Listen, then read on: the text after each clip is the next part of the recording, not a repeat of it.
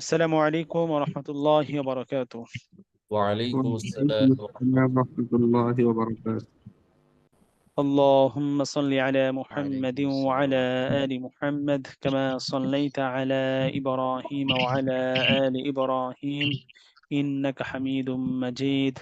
اللهم بارك على محمد وعلى آل محمد كما باركت على إبراهيم وعلى آل إبراهيم إنك حميد مجيد. ربي زدني علما، ربي زدني علما، ربي زدني علما. رب اشرح لي صدري ويسر لي أمري واحلل عقدة من لساني يفقه قولي، وبك نستعين يا مستعان. رب يسر ولا تعسر وتمم بالخير. আলহামদুলিল্লাহ, শুকরিয়া আদায় করি রব্বে কারিমের দরবারে, যিনি আমাদেরকে আমাদের ধারাবাহিক দার্সে আকীদায় উপস্থিত হওয়ার তৌফিক নসিব করেছেন। এই জন্য আমরা সকলে রব্বে কারিমের দরবারে শুকরিয়া আদায় করি। আলহামদুলিল্লাহ। আল্লাহ তাআলা আপনাদের সবাইকে কেমন রেখেছেন? আমার কথা কি আমার কথা কি শোনা যায় ভাই? জি উস্তাদ, ক্লিয়ার। আচ্ছা, আলহামদুলিল্লাহ আলা কুল্লি হাল। সব মিলিয়ে আপনাদের পড়াশোনা কেমন চলছে? আলহামদুলিল্লাহ উস্তাদ। আলহামদুলিল্লাহ। না জানি ওস্তাদদেরকে বদদোয়া দিয়ে দেন কিনা। ওস্তাদ, ফ্রাইডে একটা ছুটির দিন, বিশ্রামের দিন, হ্যাঁ, এই দিনও আপনারা দার্স ছাড়েন না, এই দিনও আপনারা দার্স নেন, হ্যাঁ। আল্লাহ, কিছু করার নেই। আসলে আমাদের শিডিউলটা খুবই টাইট, যার কারণে আসলে ফ্রাইডেতেও আমাদের দার্স পড়ে যায় আর কি। আল্লাহ। আপনাদের সপ্তাহে দার্স কয়টি? চারটি না না, 4টি দার্স নাকি সাবজেক্ট আপনাদের 4টি? ও সরি, কয়টা? সাবজেক্ট 4টি। 4 দিন, আটটা 4 ক্লাস। ইন্টু 2, 8টি ক্লাস, আর মাসকের 2 2টি দিন ক্লাস। মাসকে 2টি। মাসকের 2টি ক্লাস, টোটাল হলো কয়টি? 10টি ক্লাস। পার উইক 10টি করে ক্লাস। আমার per week online and offline in every single week আমার ক্লাস হলো 26টা ক্লাস। কয়টা ক্লাস ভাই? 26টি। মাত্র 26। মাত্র 26টা, তাই না? এই আর কি। তো এই জন্য আসলে সবাই আল্লাহ পাকের ইচ্ছা, আলহামদুলিল্লাহ। আমাদের প্রত্যেকেরই ফিকির থাকা চাই যে আসলে আল্লাহ তাবারক ওয়া তাআলা দুনিয়াতে যতদিন রেখেছেন, সময় এমনিতেও চলে যাবে, অমনিতেও চলে যাবে। আমার আপনার সময়গুলো যেন দ্বীনের জন্য কাজে লাগে, দ্বীনের ক্ষেত্রে আমার সময়গুলো যেন কাজে লাগাতে পারি, এই জন্য প্রত্যেকের ফিকির থাকা চাই।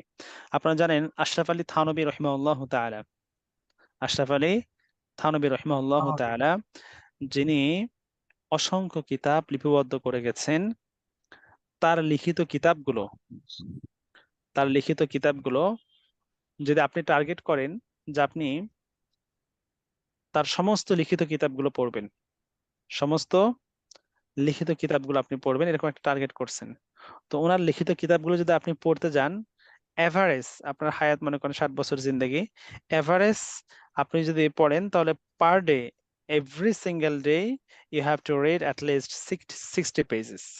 কত পৃষ্ঠা ভাই? প্রায় 60 পেজ। প্রত্যেক দিন আপনি 60 পেজ যদি আপনি পড়েন, দৈনন্দিন যদি আপনি 60 পেজ পড়েন, তাহলে মোটামুটি ওনার বইগুলো আপনার পড়া শেষ হবে। আচ্ছা বলেন তো, একজন মানুষ উনি কি পরিমাণ তাহলে লেখা লিখেছেন, আল্লাহ পাক তার সময়ের মধ্যে কি পরিমাণ বারাকা দান করেছেন, যে তার লেখা বইগুলো আমরা যদি পড়ে শেষ করতে যাই তাহলে আমাদের কত, মানে প্রত্যেকদিন কত পৃষ্ঠা পড়তে হবে? 60 60 পেজ। পেজ করে পড়তে হবে। সুবহানাল্লাহ বিহামদি। তাহলে তারা সময়ের মূল্যায়ন কিভাবে করেছেন? বুঝতে পারছেন ভাই? কিভাবে তারা সময়ের মূল্যায়ন করেছেন? সুবহানাল্লাহ বিহামদি। শাইখুল হাদিস জাকারিয়া রাহিমাহুল্লাহ তাআলা, তার পরিবারে যে সকল নারীরা আছেন, তিনি বলেন যে আমার পরিবারের নারী যারা, মা বোন, আহ আহলিয়া সহ যারা আছেন, তারা দৈনন্দিন পারিবারিক যে সকল কাজকর্মগুলো থাকে অ্যাজ ইউজুয়াল, আমাদের ফ্যামিলিতে আমাদের মা বোনরা যে কাজগুলো করেন, এই কাজগুলো তো তারাও করে থাকেন। রান্না বান্না, পোশাক পরিচ্ছদ পরিচ্ছন্ন করা ইত্যাদি যে সকল কাজগুলো থাকে সবই করেন। এরপরেও তারা দৈনন্দিন 15 পারা করে তেলাওয়াত করেন। কত পারা ভাই? 15 15 পারা। 15 পারা কোরআন তেলাওয়াত করেন। Could you imagine that? সুবহানাল্লাহ। হ্যাঁ, দৈনন্দিন 15 পারা করে তেলাওয়াত করে। চারটিখানি কথা ভাই। হ্যাঁ, সুবহানাল্লাহ বিহামদি। সময়গুলোকে কি কাজে লাগিয়েছেন। তো যারা দ্বীনের জন্য কাজ করেন, দ্বীনের জন্য যারা ফিকির করেন, দ্বীন ও দাওয়াতের ফিকির নিয়ে যারা এগিয়ে যেতে চান, তো আল্লাহ তাআলা তাদের সময়ের মধ্যে বারাকা দান করেন। তো এইজন্য সময় তো এমনি চলে যাবে, অমনি চলে যাবে। আমাদের প্রত্যেকেরই ফিকির থাকা চাই যে আল্লাহ তাবারক ওয়া তাআলা আমাকে আপনাকে যে সময় দিয়েছেন, যে হায়াত দিয়েছেন, এই হায়াতকে মূল্যায়ন করা, হায়াতের কদর করা। আজকে জুমার নামাজের মধ্যে আলোচনা করছিলাম, হঠাৎ ওই কথাটা মনে পড়লো। আমরা নতুন একটি হিজরি বৎসর শুরু করেছি, আপনারা কি জানেন? জি, জি উস্তাদ। আলহামদুলিল্লাহ হুম, জানি। আলহামদুলিল্লাহ।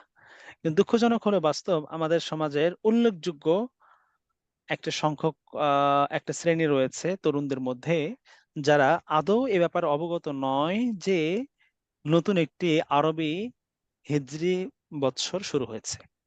তাই না ভাই? জি, আমাদের কাছে আমাদের কাছে আমাদের তরুণ প্রজন্মের কাছে অবশ্য মানে মানে স্মরণীয় দিন হলো 31st নাইট, হ্যাপি নিউ ইয়ার। তাদের কাছে স্মরণীয় দিন হলো আপনার নববর্ষ। নববর্ষ, Valentine's Day. Bangla Nababarsha. Valentine's Day. হ্যাঁ, এই ধরনের দিনগুলো তাদের কাছে স্মরণীয়, তাই না ভাই? আহ, জি উস্তাদ। একজন ভাই, সিয়ার ভাইরা একটু কাইন্ডলি এই বিষয়গুলো দেখবেন। ওই যে ভিডিও অফ অপশন যেন কেউ ইয়ে না করতে পারে, এটা একটু দেখে নেবেন। হ্যাঁ, একজন ভাই ভিডিও অন করেছিলেন, ভিডিও অন করা যাবে না আমাদের দার্সে। আচ্ছা, সব আমরা ভিডিও অফ রাখবো ইনশাআল্লাহ। আচ্ছা, তো বলছিলাম যে 31st night, happy new year, Pohela Nababarsha, Pohela Boishakh, হ্যাঁ, তারপর কি বলে আপনার ভ্যালেন্টাইন্স ডে, এগুলো হলো আমাদের তরুণ প্রজন্মের কাছে সেলিব্রেশনাল ডে। এগুলো তাদের কাছে খুব স্মরণ থাকে। কিন্তু আমরা মুসলিম, নিজেদেরকে মুসলিম বলে পরিচয় দিচ্ছি, সমাজে আমাদের পরিচয়, পৃথিবীতে আমাদের পরিচয় আমরা মুসলিম উম্মাহ। কিন্তু আমরা এমন মুসলমান যে মুসলমানদের কাছে ইসলামের পার্সপেক্টিভ থেকে হিজরি বৎসর এতটা গুরুত্বপূর্ণ যে এই হিজরি বৎসরের সাথে আমার আপনার অনেক ইবাদত সম্পৃক্ত। হজের মতো ইবাদত নির্ভর করে হিজরি তারিখের উপরে, তাই না ভাই?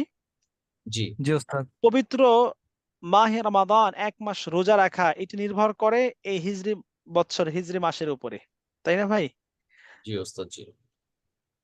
ঈদ উল ফিত্র, ঈদ উল আজহা আমরা কিভাবে উদযাপন করব, কখন উদযাপন করব, এটা নির্ভর করে এই চন্দ্র মাস, হিজরি বৎসরের উপরে, হিজরি বৎসর ক্যালকুলেশনের উপরে। কিভাবে আমরা মুহররম বা আশুরার হিসেব করব, এটা ডিপেন্ড করে আমাদের এই হিজরি বৎসরের উপর। এরকম অনেক বিষয় আছে যেগুলো এই হিজরি বৎসরের তারিখ বা সময়ের সাথে নির্ভর। তো যেই সন, যেই বৎসর, যেই তারিখগুলির সাথে আমার আপনার ইবাদতের সম্পর্ক আছে, আমার আপনার আমালের সম্পর্ক আছে, এইটার গুরুত্ব কি আমাদের কাছে থাকা চাই কিনা? অবশ্যই থাকা চাই। অবশ্যই। কিন্তু দুঃখজনক হলো, বাস্তব হলো যে আমাদের তরুণ প্রজন্মের কাছে এটা গুরুত্ব একেবারে, এটা ইম্পর্টেন্ট লেস একটা ইস্যু। এটা মনে রাখতে হবে কেন? ওই যে বললাম যে হিজরি বছর যে শুরু হয়েছে এটার খবর নেই। তো বলছিলাম যে হায়াত বা সময়ের কদর করা। এক্সট্রিমলি সরি, মানে আউট অফ টপিকে 2-4টা কথা বলে ফেলছি। এরপর আমরা শুরু করবো আলোচনা, 2-1 মিনিট শেষ করছি। একজন মুসলমানের জীবন থেকে একটা বছর যখন অতিক্রম হয়ে যায়, আমি বিগত একটা বছর পার করে আসছি, নতুন একটা বছর শুরু করছি, আমার ফিলিংসটা কেমন থাকবে, আমার মেন্টালিটি কেমন থাকবে, এই বিষয়টা আমাদের প্রত্যেকের খেয়াল করা চাই। আমার তো উচিত অ্যাজ আ মুসলিম আমি এই বিষয়টা খেয়াল করব, এই বিষয়টা ভাববো, এই ফিলিংসটা নিজের মধ্যে আনার চেষ্টা করব। বিগত একটি বছর, এই এক বছরে আমার উপরে আল্লাহ সুবহানাহু ওয়া তাআলার কতগুলো হুকুম ছিল, প্রত্যেক দিন 5 ওয়াক্ত সালাতের বিধান ছিল, আমার উপরে পূর্ণ একটি রমাদান মাসে রোজার বিধান ছিল। বিগত এক বছরে আমার উপরে সামর্থ্যবান হলে যাকাতের বিধান ছিল, সামর্থ্যবান হলে হজের বিধান ছিল। বিগত একটি বছরে আল্লাহ পাক কর্তৃক আমার উপরে কতগুলো আহকাম ছিল। সত্য কথা বলা, মানুষের সাথে সৎ উত্তম আচরণ করা, মানুষকে কষ্ট না দেওয়া, প্রতিবেশীকে কষ্ট না দেওয়া, মাতা পিতার হক আদায় করা, মাতা পিতার খেদমত করা, সন্তান সন্ততি বা স্ত্রী তাদের সাথে উত্তম আচরণ করা, তাদের হক আদায় করা, হালাল উপার্জন করা, এভরিথিং, মানে যতগুলো পার্ট থাকতে পারে ইসলামের সমস্ত বিষয়গুলো আমার উপর আবশ্যক ছিল যে আমি প্রপারলি আল্লাহ পাকের হুকুম মেনে চলবো। কিন্তু আমার আপনার দ্বারা কতটুকু এটা পসিবল হয়েছে যে বিগত একটা বছর আমি একেবারে 100-এর মধ্যে 100% আল্লাহ পাকের আহকাম মেনে চলেছে, আমার দ্বারা কোনো ত্রুটি বিচ্যুতি নেই? এরকম কারো ক্ষেত্রে কি হয় ভাই? সাধারণত আমাদের মতো মানুষ, না ওস্তাদ। আপনাদের হতে পারে, সাধারণত কখনোই এটা না। হয় না। তো এই জন্য বিগত একটা বছরে আমার জানা বা অজানাই, জেনে না জেনে, শয়তানের ধোকায় পড়ে, এনিহাও যতগুলো মিসিং আমার দ্বারা হয়েছে, যতগুলো মিস্টেক আমি করে ফেলেছি, যতগুলো অন্যায় অপরাধ বা পাপ আমার থেকে প্রকাশিত হয়েছে, সেগুলোর প্রতি খুব বেশি পরিমাণে লাঞ্ছিত, অপমানিত বা লজ্জাবোধ করে আল্লাহ সুবহানাহু ওয়া তাআলার কাছে নিজেকে সারেন্ডার করা, আল্লাহ পাকের কাছে তওবা ইস্তেগফার করা যে আল্লাহ বিগত একটা বছর আমার হায়াত নামক বৃক্ষ থেকে ঝরে গেছে, এই বিগত একটা বছর আমার জীবন থেকে চলে গেছে, এই একটা বছর যেভাবে আপনার ইবাদত করা প্রয়োজন ছিল, যেভাবে আপনার আহকাম মানা প্রয়োজন ছিল, করতে পারি নাই, তুমি আমাকে মাফ করে দাও আল্লাহ, আমার গুনাহ খাতাকে ক্ষমা করে দাও। এই জন্য আল্লাহ তাআলার কাছে নিজেকে সারেন্ডার করা, বিগত ভুল ত্রুটিগুলোর উপরে এভাবে অনুশোচনা প্রকাশ করে আল্লাহ তাআলার কাছে ক্ষমা প্রার্থনা করা। আর এই যে নতুন বছরে আমরা পদার্পণ করেছি, নতুন একটা বছরে পা রেখেছি, হতে পারতো বিগত এক বছরে আমার জানা চেনা পরিচিত মানুষদের মধ্যে কত মানুষ দুনিয়া থেকে চিরতরে বিদায় নিয়েছেন, কত মানুষ কবরের যাত্রী হয়েছেন, কত মানুষ আমার জানা চেনা পরিচিত মানুষদের মধ্যে তারা কবরের বাসিন্দা হয়েছেন।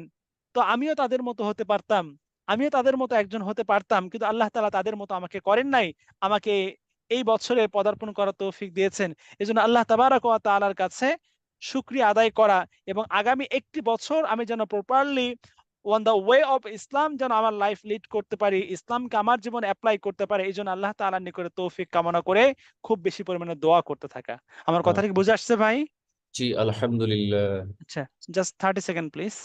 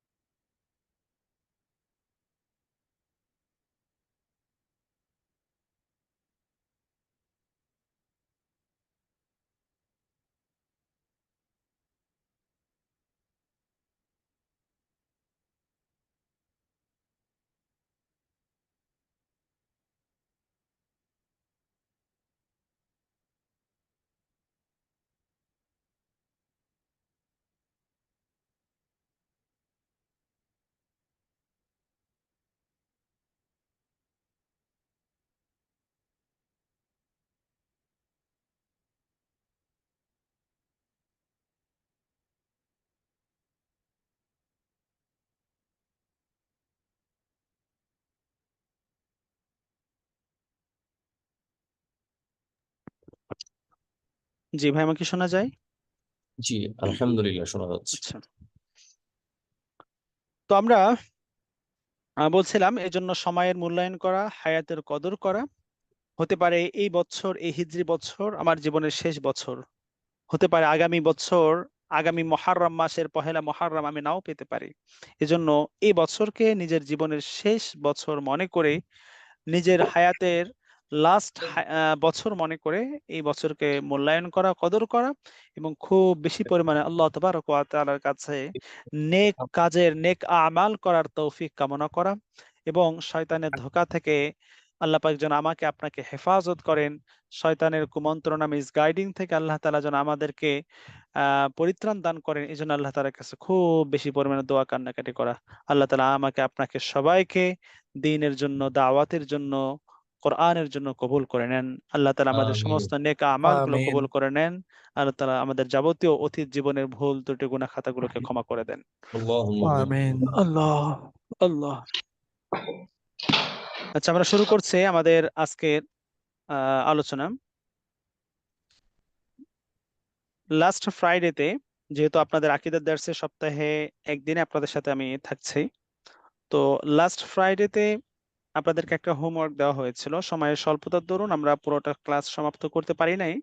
লাস্ট পেজে আকীদা এবং ঈমানের ইমানের মধ্যে পার্থক্য কি, পার্থক্য।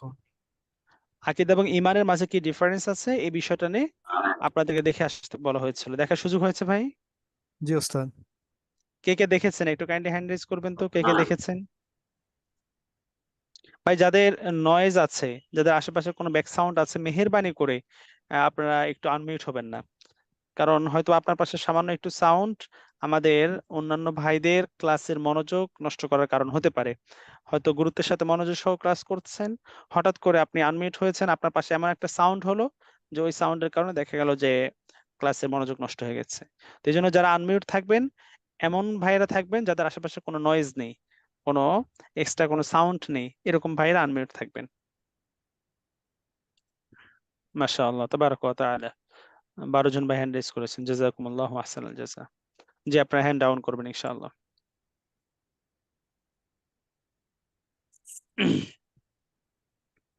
তো অনেকে দেখেছেন আলহামদুলিল্লাহ।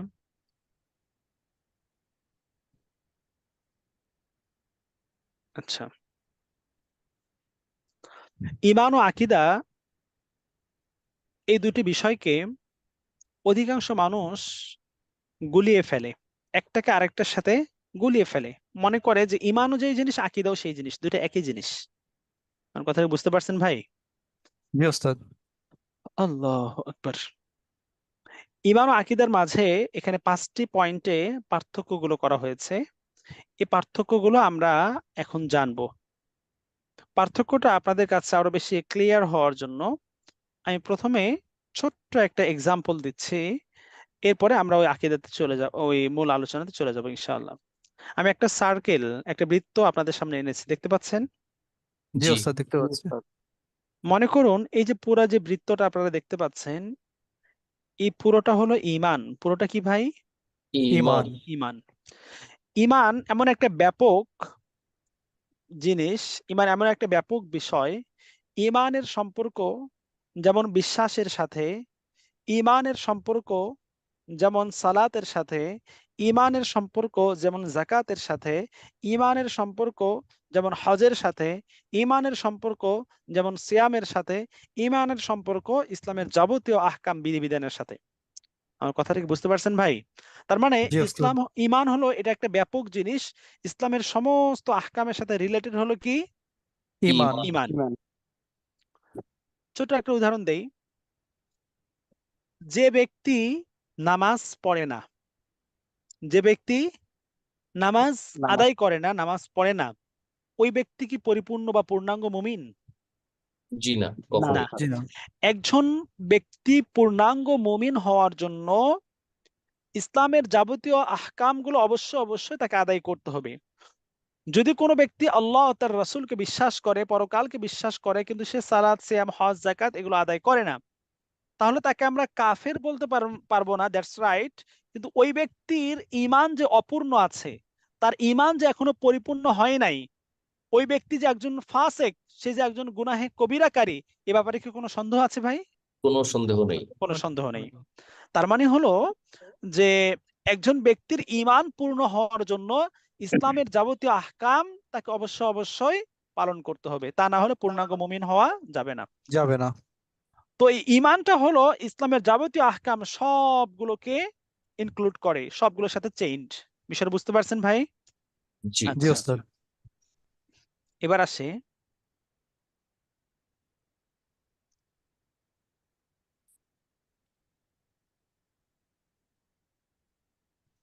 এই সার্কেল, এই বৃত্তটার মাঝখানে আমি আরেকটা বৃত্ত আনলাম, দেখা যায় ভাই?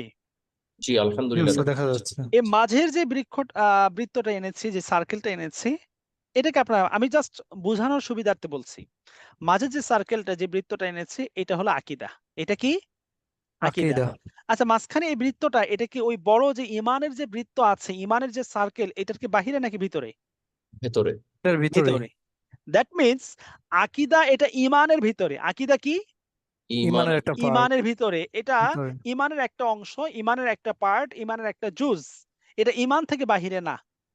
কিন্তু আকীদার চেয়ে ইমানটা হলো ব্যাপক। আকীদার চেয়ে ইমানটা কি? ব্যাপক। ব্যাপক। আকীদাটা হলো স্পেসিফিক, মৌলিক, ফান্ডামেন্টাল, ভিত্তিমূলক কিছু বিশ্বাসের নাম। আর ঈমান হলো যাবতীয় আহকাম সবগুলোকে অন্তর্ভুক্ত করে নেয়। তার মানে হলো ঈমানটা হলো ব্যাপক, আর আকীদা হলো স্পেসিফিক, নির্দিষ্ট। আকীদার চেয়ে ঈমানটা হলো পরিব্যাপ্ত, ব্যাপক। বিষয়টা ক্লিয়ার ভাই?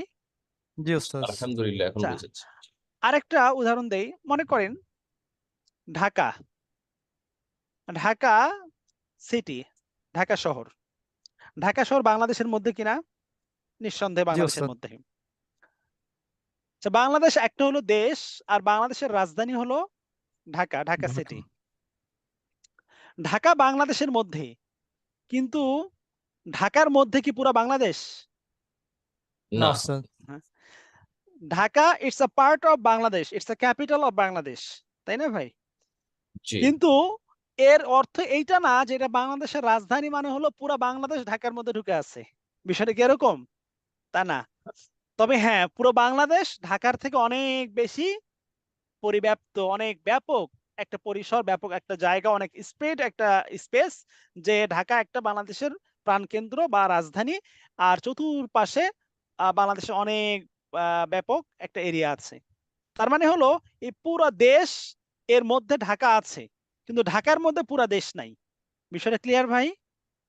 তো জি আকীদার উস্তাদ। ইমানের বিষয়টা হলো এরকম, যে ইমানের মধ্যে আকীদা আছে, কিন্তু আকীদার মধ্যে ইমানের সবগুলো বিষয় এর মধ্যে নাই। আশা করি বিষয়টা সবার কাছে স্পষ্ট হয়েছে। আচ্ছা, এবার আমরা part by part, point by point আমরা পার্থক্যে আসি। ঈমান সমগ্র দ্বীনকে অন্তর্ভুক্ত করে, আর আকীদা দ্বীনের সর্বোচ্চ গুরুত্বপূর্ণ মৌলিক যে বিষয়গুলো আছে সেগুলোকে অন্তর্ভুক্ত করে। ঈমান যে সমগ্র দ্বীনকে অন্তর্ভুক্ত করে, এটা নিয়ে আর এক্সট্রা এক্সাম্পল দেওয়ার কোনো প্রয়োজন নেই। তবে আকীদা দ্বীনের সর্বোচ্চ মৌলিক গুরুত্বপূর্ণ বিষয়কে অন্তর্ভুক্ত করে। ফর অ্যান এক্সাম্পল বলতে পারি তাওহীদ, রিসালাত, আখিরাত। একজন ব্যক্তি নামাজ পড়ে, রোজা রাখে, হজ করে, যাকাত দেয়, অনেক কিছু সে করে, কিন্তু ওই ব্যক্তি যদি আল্লাহকে এক বলে না জানে, তাওহীদের বিশ্বাসে বিশ্বাসী না হয়, বাহ্যিকভাবে একজন মুমিনের যাবতীয় আলামত তার মধ্যে পাওয়া গেল, কিন্তু সে তাওহীদের বিশ্বাসে বিশ্বাসী না, সে তৃত্ববাদের বিশ্বাসে বিশ্বাসী, লাইক দ্য খ্রিস্টানদের মতো সে তৃত্ববাদের বিশ্বাসে বিশ্বাসী, তিনে মিলে এক খোদায় বিশ্বাসী। সে কি মুসলমান ভাই? না না। উস্তাদ। সে মুসলমান না। কেন? কারণ দ্বীনের মৌলিক বিষয় তাওহীদের বিশ্বাসে বিশ্বাসী হতে হবে, তা না হলে মুমিন মুসলমান হওয়া যাবে না। যাবে না। তো এই তাওহীদের বিশ্বাস তার মধ্যে নাই। তার মানে আকীদার অন্যতম মৌলিক বিষয় কি? তাওহীদের বিশ্বাসে তো বিশ্বাসী হওয়া, মুওয়াহহিদ হওয়া, তাওহীদবাদী হওয়া। ২ নাম্বার হলো রিসালাতের বিশ্বাসে বিশ্বাসী। যেমন কাদিয়ানী সম্প্রদায়, তারা আমাদের মতো লেবাসধারী, আমাদের মতো তাদেরও দাড়ি আছে, আমাদের মতো তাদেরও শরীরে জুব্বা পাঞ্জাবি আছে, তাদের নারীরাও আমাদের নারীদের মতো বোরকা পরিধান করছে, আমরা যেমন মসজিদে সালাত আদায় করতেছি তারাও আদায় করতেছে। অনেকগুলো বিষয় তাদের সাথে আমাদের সাদৃশ্যতা আছে। কিন্তু রিসালাতের যে বিশ্বাস, আমাদের নবী সাল্লাল্লাহু আলাইহি ওয়াসাল্লাম খাতামুন নবী, আখিরুন নবী, আমাদের নবী সাল্লাল্লাহু আলাইহি সাল্লাম সর্বশেষ পয়গম্বর। নবুয়তের যে ধারা পৃথিবীর শুরু থেকে, আদম আলাইহিস সালাতু ওয়াস সালাম থেকে নিয়ে সূচনা হয়ে আমাদের পয়গম্বর পর্যন্ত নবুয়তের যে একটা চেইন, যে ধারা ছিল পৃথিবীতে যুগ যুগ ধরে, এই নবুয়তের সিলসিলা বা ধারাবাহিকতা আমাদের নবীতে এসে শেষ হয়ে গিয়েছে। আমার নবীর পরে আর কোন নবী কিয়ামত পর্যন্ত আসবে না। যেমনটি নবীজি নিজস্ব ভাষ্যে বলেছেন, আনা খাতামুন নবী লা নাবিয়্যা বা'দি, আমি হলাম শেষ নবী, আমার পরে আর কোন নবী আসবে না। এখন কাদিয়ানীদেরকে আমরা দেখতে পাই, তারা আমাদের নবীজি সাল্লাল্লাহু আলাইহি সাল্লামের বহু পরে গোলাম আহমদ কাদিয়ানি এসেছে, যে গোলাম আহমদ কাদিয়ানির ব্যাপারে তাদের ধারণা হলো গোলাম আহমদ কাদিয়ানি হলো নবী, নাউজুবিল্লাহ মিন যালিক। যে গোলাম আহমদ কাদিয়ানি একজন মিথ্যা নবুয়তের দাবি করে বসেছে, একজন মিথ্যা নবুয়তের দাবিদারকে কাদিয়ানিরা নবী হিসেবে বিশ্বাস করছে। আচ্ছা, রিসালাতের যে বিশ্বাস, আমাদের নবীকে তারা নবী মানে, কিন্তু আমাদের নবীকে শেষ নবী মানে না। আমাদের নবীকে কি করে তারা? নবী হিসাবে বিশ্বাস করে, কিন্তু কি হিসাবে বিশ্বাস করে না? শেষ শেষ নবী নবী। হিসেবে শেষ বিশ্বাস নবী করে হিসেবে না। বিশ্বাস করে না। আমাদের নবী রসুলকে যদি কোনো ব্যক্তি শেষ নবী হিসেবে বিশ্বাস না করে, আমাদের নবীর পরেও নতুন কোন নবী দুনিয়াতে আসবে, আমাদের নবীজির মাধ্যমে দিন পূর্ণাঙ্গ হয় নাই, দিনের পরিপূর্ণতার জন্য নতুন নবীর প্রয়োজন আছে, এই বিশ্বাস যারা লালন করে তারা কি মুমিন মুসলমান হতে পারে? কাফের। না স্যার। তার মানে হলো যে রিসালতের বিশ্বাসে না হওয়ার কারণে কাদিয়ানীদেরকেও আমরা মুসলিম বলতে পারি না। পারবো না। বাংলাদেশ বিভিন্ন ধর্মের মানুষ এদেশে বসবাস করে। এদেশে উস্তাদ, যেমন একটা হিন্দু, একটা বৌদ্ধ। কথা উস্তাদ, একটু just let me ah, finish please. আপনি আপনি একটু শেষ করি, হ্যাঁ একটু শেষ করি। জি জি যে এদেশে আহ যে বিভিন্ন ধর্মের মানুষ বসবাস করে, হিন্দু, খ্রিস্টান, বৌদ্ধ, সাঁওতাল, বিভিন্ন ধর্মের মানুষ বসবাস করে। প্রত্যেকটি ধর্মের মানুষ নিজস্ব ধর্মীয় পরিচয় নিয়ে বসবাস করতে পারে, কিন্তু কাদিয়ানীদেরকে নিয়ে আহলুস সুন্নাহ ওয়াল জামায়াতের সকল উলামায়ে কেরামের আওয়াজ একটাই, সাধারণ ধর্মপ্রাণ মুসলমানদের আওয়াজ একটাই, যে কাদিয়ানীরা তারা যে কাফের, তারা নিজস্ব পরিচয় নিয়ে তারা এদেশে বসবাস করতে পারে, কিন্তু তারা মুসলিম নাম ধরে, মুসলিম নামধারী হয়ে মুসলমানদের নাম ব্যবহার করে তারা আমাদের পরিচয়কে চুরি করে মুসলিম নাম দিয়ে তারা বসবাস করবে, এটা হতে পারে না। তারা তাদের নিজস্ব পরিচয় নিয়ে, কাফের পরিচয় নিয়ে এদেশে থাকতে পারে, কিন্তু তারা মুসলিম পরিচয় এদেশে থাকতে পারে না। এটা আমাদের মুসলমানদের এটা দাবি, তাই না ভাই? জি, অবশ্যই জি অবশ্যই। আল্লাহ। স্যার। তো এই জন্য রিসালাতের বিশ্বাসে যদি কেউ বিশ্বাসী না হয়, তাহলে সেও মুসলমান হতে পারবে না। তার মানে হলো রিসালাতের বিশ্বাসটা এটা হলো দ্বীনের কি অন্যতম মৌলিক দিনের অংশ। বিষয়। এবং থার্ড আরেকটা বিষয় আসে, পরকাল বা আখিরাতের বিশ্বাস।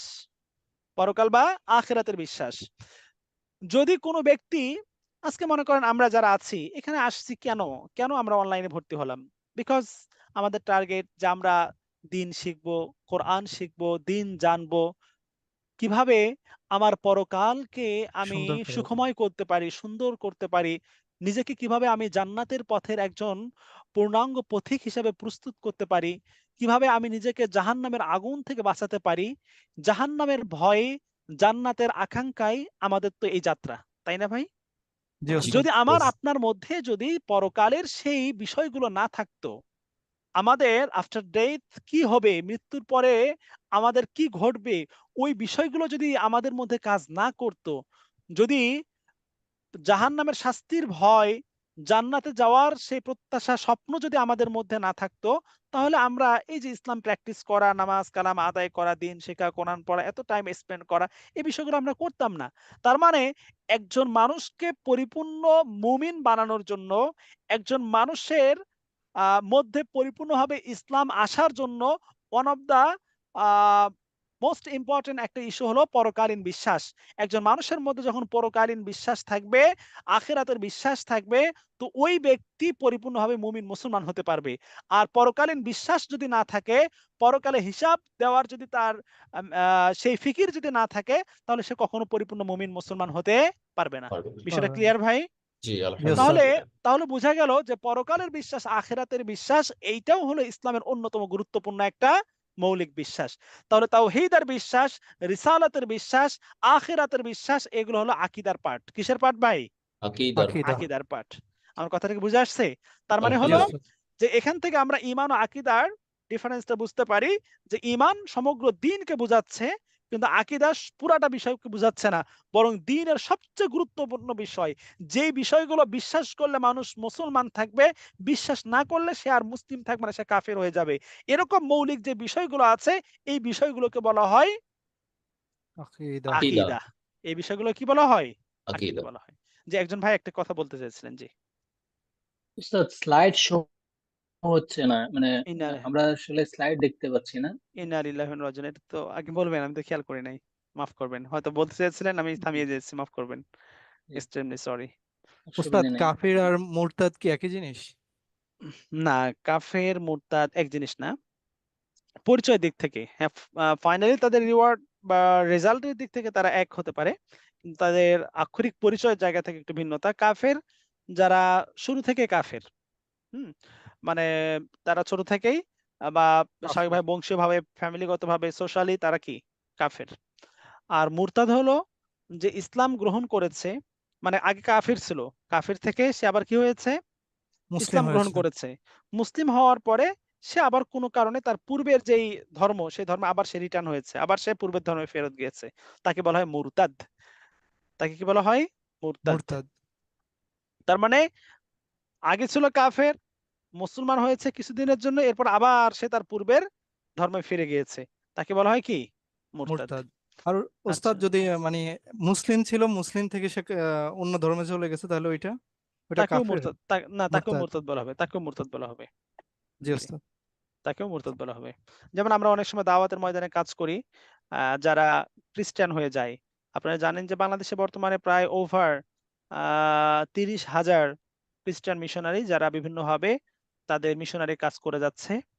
নামে বেনামে সেবার অন্তরালে সাহায্য সহযোগিতার স্লোগান দিয়ে মানুষকে আর মানে ফাইন্যান্সিয়াল সাপোর্ট দিয়ে বিভিন্ন শিরোনামকে ইউজ করে তার মানুষের মাঝে তাদের মিশনারি কাজ করছে।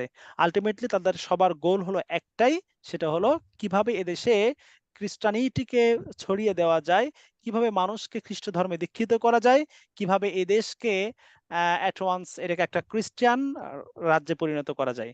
আপনারা হয়তো অবাক হবেন জেনে যে মাদার তেরেসা, কম বেশি আপনারা জি সবাই ওস্তাদ। চিনে থাকেন। মাদার জি জি। তেরেসার একটা লেকচার ছিল এমন যে বাংলাদেশকে 2050 সালের মধ্যে একটা খ্রিস্টান রাজ্যে পরিণত করা। নাউজুবিল্লাহ মিন যালিক। কোন রাষ্ট্রে? খ্রিস্টান রাজ্যে। খ্রিস্টান এবং রাষ্ট্র। রিসেন্টলি আপনারা হয়তো আমাদের প্রাইম মিনিস্টারের লেকচার থেকেও এতটুকু গেস করতে পারেন যে এদেশকে পূর্ব তিমুরের মতো বানানোর একটা নীল নকশা ইতিমধ্যে আঁকানো হয়েছে বা হচ্ছে, তাই না ভাই? জি, তো যদি একজন ব্যক্তির টার্গেট থাকে এক্সামে যে আমি 100 এর মধ্যে 100 মার্কস এর আনসার করব, এট লিস্ট সে যদি 100 নাও পায়, 70 80 অর 90 তো পাবে। কি বলেন? হুম? তো খ্রিস্টান রাজ্যে পরিণত করতে না পারলেও যে অসংখ্য অজস্র মানুষকে, মুসলমানকে তারা যে মুরতাদ বানাবে, ইসলাম থেকে ভিন্ন ধর্মে তারা কনভার্ট করবে, এ ব্যাপারে তো কোনো সন্দেহ নাই, তাই না? জি, জি ওস্তাদ। আল্লাহ আল্লাহ তাআলা আমাদের মুসলিম উম্মাহকে, মুসলিম ভাই ও বোনকে হেফাজত করুন, তাদের চক্রান্ত আমিন, থেকে আল্লাহ পাক আমাদের আমিন। সবাইকে হেফাজত আমিন। করুন। আচ্ছা, টপিক ভিন্ন হয়ে যাচ্ছে, আমরা চলে আসি আমাদের আলোচনায়। আচ্ছা, এবার আমরা আসি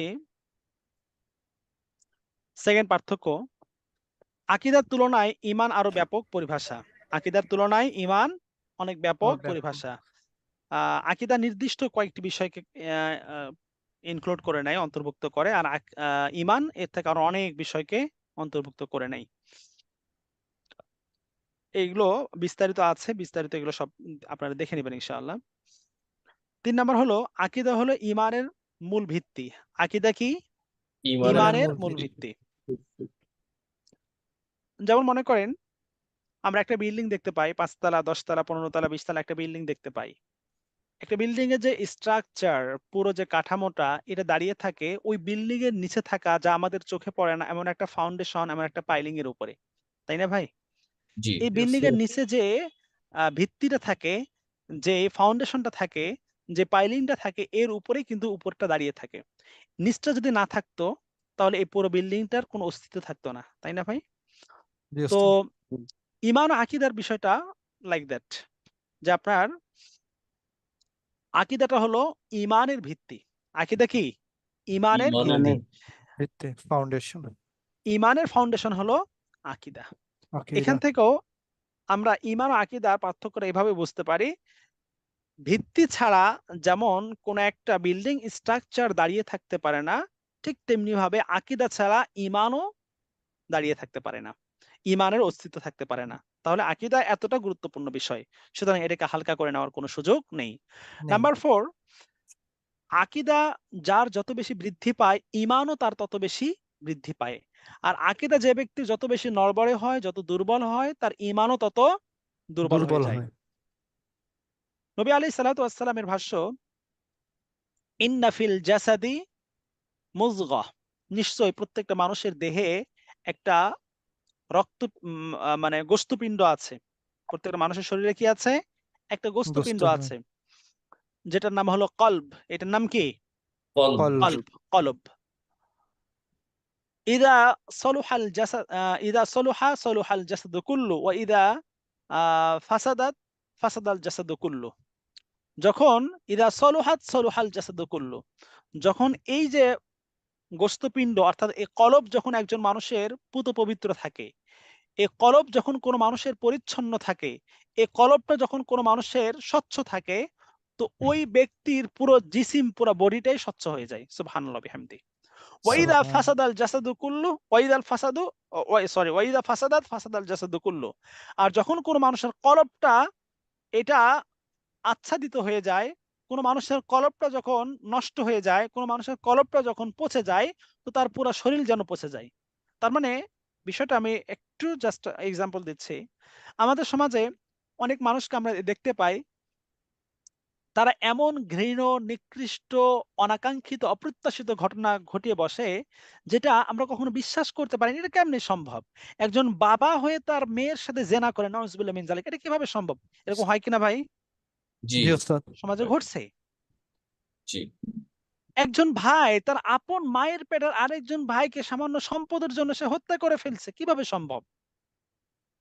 আমরা আমাদের সমাজে দেখছি যে সন্তান, যেই মা বাবার ওসিলায়, মা বাবার মাধ্যমে আল্লাহ পাক সন্তানকে দুনিয়াতে পাঠিয়েছেন, এমন সন্তান যে সে তার মা বাবাকে ঘর থেকে তাড়িয়ে দিচ্ছে, ঘর থেকে বের করছে, মা বাবার গায়ে হাত উঠাচ্ছে, মা বাবাকে বৃদ্ধাশ্রমে পাঠাচ্ছে। এটা কিভাবে সম্ভব? মানে এমন কিছু বিষয় আমাদের চোখের সামনে পড়ে, অ্যাজ আ হিউম্যান বিং আমরা এটাকে বিশ্বাস করতে পারি না। এটা কিভাবে সম্ভব? তো নবী আলাইহিস সালাতু ওয়াস সালামের এই ছোট্ট হাদিস থেকে পূর্বে যা বলা হলো, এখান থেকে আমরা বুঝতে পারি যে আমাদের প্রত্যেকের মাঝে আল্লাহ পাক কলব দিয়েছেন। কি দিয়েছেন? কলব। কলব, কলব দিয়েছেন, একটা গোস্ত টুকরা যেটাকে কলব বলা হয়। এটা আমরা নরমালি সাধারণত আমাদের হার্টের বাম হার্ট। সাইডে, বাম দিকে এটা অবস্থান করে, বাম দিকে, বাম স্তনের নিচে এখানে অবস্থান করে কলব। একজন মানুষের যখন গুনাহ করতে করতে, অন্যায় অপরাধ করতে করতে এমন একটা পর্যায়ে পৌঁছে যায় যে তার ওই কলবটা গুনাহের কারণে একেবারে জর্জরিত হয়ে যায়। মানুষ যখন কোনো একটা গুনাহ করে, অন্যায় করে, তখন তার কলবের মধ্যে একটা স্পট পড়ে, আরেকটা অন্যায় করে, আরেকটা স্পট পড়ে। তো এভাবে গুনাহের পরিধি যখন বাড়তে থাকে, তখন ওই সকল ব্ল্যাক স্পটের কারণে, দাগের কারণে পুরা কলব একেবারে জরাজীর্ণ হয়ে যায়। সে যে একজন মুমিন মুসলমান, তার কলবের মধ্যে যে ঈমানের নূর, সেটা আর প্রস্ফুটিত হয় না, বরং তার পুরা কলব যেন মরে যায়। যার কারণে অন্যায় অপরাধ, যত নিকৃষ্ট কাজ হতে পারে, যত ধরনের খারাপ অন্যায় কাজ হতে পারে, এই কাজগুলো করার সময় বিন্দু মাত্র তার দিলের অনুশোচনা মধ্যে হয় না। কোনো অনুশোচনা আসে না। আর একজন ব্যক্তির কলব যখন পরিশুদ্ধ হয়, কলব যখন পবিত্র থাকে, যখন কলবের মধ্যে গুনাহের কোনো স্পট বা দাগ থাকে না, তো ওই ব্যক্তি সর্বদাই সবসময় আল্লাহ পাকের ভয় ও ভীতি নিজের দিলের মধ্যে রাখতে পারে, এবং ওই ব্যক্তির দ্বারা সমাজে কোনো অন্যায়, অপরাধ, কোনো জঘন্য কাজ হওয়া, গুনাহের কাজ হওয়া, কোনো ধরনের অপরাধমূলক কাজ কখনো সংঘটিত হতে পারে না। তার মানে এই কলবটা হলো কি? চাবিকাঠি। যার কলব পবিত্র থাকে, তার দ্বারা নেক কাজ সংঘটিত হয়, আর যার কলব অপবিত্র হয়ে যায়, তার দ্বারা গুনাহের কাজ সংঘটিত হয়। বিষয়টা বুঝতে পারছেন ভাই? জি জি ওস্তাদ। আলহামদুলিল্লাহ। আল্লাহু আকবার। আলহামদুলিল্লাহ। তো এখান থেকেও মূলত আমাদের পূর্বের পয়েন্টে, 4 নম্বর পয়েন্টে আমরা ঈমান ও আকীদার পার্থক্যটা বুঝতে পারি। যার ঈমান যত, যার আকীদা যত মজবুত হয়, তার ঈমানও তত মজবুত হয়, আর যার আকীদা যত দুর্বল হয়, তার ঈমানও কি হয়? দুর্বল হয়ে দুর্বল যায়। হয়। নাম্বার 5 এন্ড লাস্ট পয়েন্টটা হলো যে বিশুদ্ধ আকীদা, বিশুদ্ধ ঈমানের মাপকাঠি, আর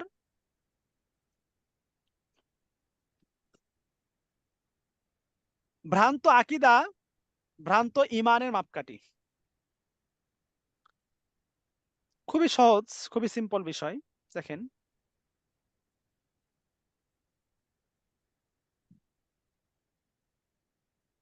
শিয়া সম্প্রদায় 10ই মুহররম আসছে। 10ই মুহররমে আমরা অবস্থান করছি, আজকে 5ম তারিখ, সরি এখন 6ষ্ঠ তারিখ শুরু হয়ে গেছে সন্ধ্যার পর থেকে। 10ই মুহররমে, জাস্ট আমি উদাহরণ দেওয়ার জন্য বলছি, 10ম তারিখে, মুহররমের 10 তারিখে পুরা বিশ্বে যেই জায়গাতে শিয়াদের অবস্থান আছে তার অসংখ্য আহ বিভিন্ন ধরনের কুসংস্কার, ইসলামে যেগুলো ঘৃণিত, নিকৃষ্ট, গর্হিত, বর্জিত, এরকম বিভিন্ন কাজের মধ্য দিয়ে তারা এই 10 মুহররম বা আশুরাকে তারা উদযাপন করে থাকে, তাই না ভাই? জি জি ওস্তাদ। আচ্ছা, এখানে বলে রাখি, প্রাসঙ্গিকভাবে এই বিষয়গুলো আসলে চলে আসতেছে, এই জন্য বলতেছি। সাধারণত শিয়া সম্প্রদায়, তাদের সম্পর্কে আমাদের অনেক গোলালু টাইপের অনেক মানুষ আছে। আমরা মুসলমানরা আমরা বলে থাকি যে তারাও তো মানে এক আল্লাহকে মানে, তারাও তো এক রসুলকে মানে, সুতরাং তারাও মুসলমান, তারাও কি মুসলমান। মুসলমান। আল্লাহ তাদেরকে, শিয়াদেরকে মুসলিম বলে দাবি করে বা তাদেরকে মুসলিম মনে করে। যেমনটা বিফোর ফিউ ডেজ ইউনো ইরানের প্রেসিডেন্ট ইব্রাহিম রাইসি হেলিকপ্টার অ্যাক্সিডেন্টে মারা গেছে, তাই না? জি জি আচ্ছা, ওস্তাদ জি। তার জি মৃত্যুতে ওস্তাদ। শোকাহত হয়ে সারা বিশ্বে সোশ্যাল মিডিয়া থেকে নিয়ে শুরু করে বিভিন্নভাবে তার জন্য আহ শোক প্রকাশ করা বা তার শোকে শোকাহত হয়ে বিভিন্নভাবে আহ তার প্রতি শ্রদ্ধা জ্ঞাপন করা, বিভিন্ন ধরনের বিষয়গুলো আমাদের চোখে পড়েছে। এখন বিষয় হলো যে আসলে ইব্রাহিম রাইসি সে কি মুসলিম ছিল কিনা। দেখেন, শুধুমাত্র মাথায় টুপি, মুখে দাড়ি, শরীরে ইসলামিক ড্রেস থাকলেই মুসলিম হওয়া যায় না। একজন ব্যক্তি মুসলিম নাকি কাফের এটা ডিপেন্ড করে কিসের উপরে? আকীদা। আকীদার উপরে। কিসের উপর ডিপেন্ড করে ভাই? আকীদার আকীদা। আকীদার উপরে। ছোট্ট একটা প্রশ্ন আপনাদেরকে করি। আমরা যে কোরআন পাঠ করি, যে কোরআনকে আমরা কোড অফ লাইফ হিসেবে আমরা অ্যাকসেপ্ট করি, যেই কোরআনের প্রতি আমরা দিল থেকে, হৃদয়ের গহীন থেকে শতভাগ ঈমান আনয়ন করে এই কোরআনকে আমরা ফলো করার চেষ্টা করি, এই কোরআনের যদি একটা সূরাকে, লেট অ্যালোন অন সূরা, আপনি মনে করেন যে একটা আয়াতকে, একটা আয়াতও না, একটা আয়াতের এক অংশ, একটা শব্দকে যদি কোনো ব্যক্তি অস্বীকার করে সে কি মুসলমান থাকবে? কাফের হয়ে যাবে। না সে ওস্তাদ। কাফের হয়ে যাবে। শিয়া সম্প্রদায়, এদের বিশ্বাস হলো আমরা যে কোরআন পড়ি, যে কোরআন আমরা ফলো করছি, যে কোরআনকে আমরা সিনে ধারণ করছি, এই কোরআনটা সঠিক কোরআন নয়, বরং এই কোরআনের মধ্যে অনেক ভুল ত্রুটি আছে। নাউজুবিল্লাহ মিন যালিক। আউযু বিল্লাহ। যে কোরআনের ব্যাপারে এমন আকীদা যারা লালন করে, এই কোরআনের মধ্যে অনেক সন্দেহ আছে, সংশয় আছে, তারা কি মুমিন থাকতে পারে? না। না কখনোই না না। পবিত্র ওস্তাদ। কোরআনের মধ্যে সূরাতুল ওয়ালায়া নামে কোনো সূরা নাই, কিন্তু শিয়ারা যে কোরআন পড়ে ওই কোরআনের মধ্যে সূরাতুল ওয়ালায়া নামে একটা সূরা আছে। নাউজুবিল্লাহ মিন যালিক। কি সূরা? সূরাতুল সূরাতুল সূরাতুল ওয়ালায়া। ওয়ালায়া। ইলাহ। তার মানে তারা এটাকে অ্যাড করেছে, সংযোজন করেছে। আচ্ছা, আরো আসেন, শিয়াদের আকীদা হলো আল্লাহ তাআলা জিবরাইল আলাইহিস সালাতু ওয়াস সালামকে নির্দেশ করেছে, জিবরাইল তুমি ওহী নিয়ে আলীর কাছে যাবে, আলী হবে শেষ নবী। কিন্তু জিবরাইল আলীর কাছে না এসে ভুলে চলে গেছে মুহাম্মাদের কাছে, যার কারণে মুহাম্মদ নবী হয়েছে। আদারওয়াইজ নবী হওয়ার যোগ্য ছিল আলী, কিন্তু জিবরাইলের ভুলের কারণে নবী হয়ে গেছে মুহাম্মদ। নাউজুবিল্লাহ মিন যালিক। নাউযু বিল্লাহ। না আচ্ছা, এমন ওস্তাদ। আকীদা যারা লালন করে তারা কি মুসলিম হতে পারে বলেন? কখনোই না। না ওস্তাদ, কোশ্চিন কখনোই না। কালেও না। শুধু এতটুকুই না, শিয়াদের এমন এমন জঘন্য, নিকৃষ্ট, ঘৃণ আকীদা আছে যা শুনলে আমাদের শরীরে লোম দাঁড়িয়ে যাবে, আপনি সহ্য করতে পারবেন না। তো এখানে আমাদের পঞ্চম পয়েন্টে বলা হচ্ছিল কি, যে বিশুদ্ধ আকীদা, বিশুদ্ধ ঈমানের মাপকাঠি। আপনি পরিশুদ্ধ ঈমানের উপরে থাকার জন্য আমার আপনার আকীদাটা শুদ্ধ হতে হবে। আমার আমলগুলো মানে শরিয়া সম্মত, সুন্নাহ সম্মত হওয়ার জন্য আমাদের কি সঠিক হতে হবে? আকীদা সঠিক হতে হবে। আকীদা। আমার আকীদা যখন সঠিক হবে, আমার আমালগুলো সুন্নাহ সম্মত হবে। আমার ঈমান বিশুদ্ধ হবে। আর আমার আকীদা যদি সঠিক না হয়, আমার আমলগুলো কি হবে? ভ্রান্ত হবে। ভ্রান্ত। তো বলছিলাম, আয়াতুল্লাহ খামিনি। আয়াতুল্লাহ খামিনি কে? ইরানের সর্বোচ্চ ধর্মীয় নেতা। ইরানের সর্বোচ্চ ধর্মীয় নেতা। আয়াতুল্লাহ খামিনি বাইতুল্লাহ সফরে, তারা কিন্তু হজ ওমরা করে। তারা কিন্তু আহ খানায় কাবাকে কেবলা হিসেবে মানে, তারাও কিন্তু আহলে কেবলা। খানায় কাবাকে কাবাকে কেবলা হিসেবে মানছে। তারা আল্লাহকে বিশ্বাস করছে, তার মানে তারা তাওহীদের বিশ্বাসে বিশ্বাসী। তারা আবার আহলে কেবলাও, কিন্তু এরপরও তাদেরকে আমরা কাফের বলছি। কেন? কারণ তাদের মৌলিক যে আকীদার যে জায়গা, আমাদের রসুল সম্পর্কে তাদের সংশয় আছে, আমাদের কোরআন সম্পর্কে তাদের বিশ্বাস সঠিক না, এই জায়গাগুলোতে আরো মৌলিক অনেকগুলো পয়েন্ট আছে যার কারণে তাদেরকে আমরা কাফের বলছি। তো বলতেছি যে তাদের এই সকল ভ্রান্ত আকীদার ফলশ্রুতিতে আমরা কি দেখতে পাচ্ছি? ওই যে ভ্রান্ত আকীদা, ভ্রান্ত আমলের মাপকাঠি। আয়াতুল্লাহ খামিনি বাইতুল্লাহ সফরে গিয়েছে, হজ ওমরার কাজ সমাপ্ত করার পর মদিনায় আসছে। মদিনায় নবী সাল্লাল্লাহু আলাইহি সাল্লামের রওজা জিয়ারতের জন্য। নবীজির রওজায় সালাম দেওয়ার পরে নবীজির রওজার পাশেই দুইজন খলিফা শায়িত রয়েছেন, তাই না ভাই? জি, হযরত আবু বকর জি। রাদিয়াল্লাহু আনহু, ওমর রাদিয়াল্লাহু আনহু। বড়। এই আয়াতুল্লাহ খামিনি নবীজির রওজায় সালাম দেওয়ার পর আবু বকর এবং ওমর রাদিয়াল্লাহু আনহু এর কবরে থুতু নিক্ষেপ করেছে। নাউজুবিল্লাহ মিন যালিক। কি নিক্ষেপ করেছে? থুতু নিক্ষেপ করেছে। যেই আবু বকর রাদিয়াল্লাহু আনহু সম্পর্কে নবীজির ভাষ্য, ইন্না আবা বকর ফিল জান্নাহ, আবু বকর জান্নাতি। যে ওমর সম্পর্কে নবীজির ভাষ্য, ইন্না ওমর ফিল জান্নাহ, ওমর জান্নাতি। যে ওমর রাদিয়াল্লাহু আনহু সম্পর্কে নবীজির ভাষ্য, লাউ কানা বা'দি নাবিয়্যান লাকানা ওমর, আমার পরে কোন নবী হলে সে হতো ওমর। যে আবু বকর রাদিয়াল্লাহু আনহু সম্পর্কে নবীজির কথা, আকাশে যত তোমরা তারকা দেখতে পাও, যতগুলো তারকা তোমাদের চোখে পড়ে, এর চেয়েও বেশি সওয়াব আর নেকি আমার আবু বকরের। সুবহানাল্লাহ বিহামদিহি। সুবহানাল্লাহ। সেই আবু বকর এবং ওমর রাদিয়াল্লাহু আনহুর কবরে থুতু নিক্ষেপ করেছে আয়াতুল্লাহ খামিনি, যে শিয়াদের সর্বোচ্চ ধর্মীয় নেতা। এটা কিভাবে সম্ভব?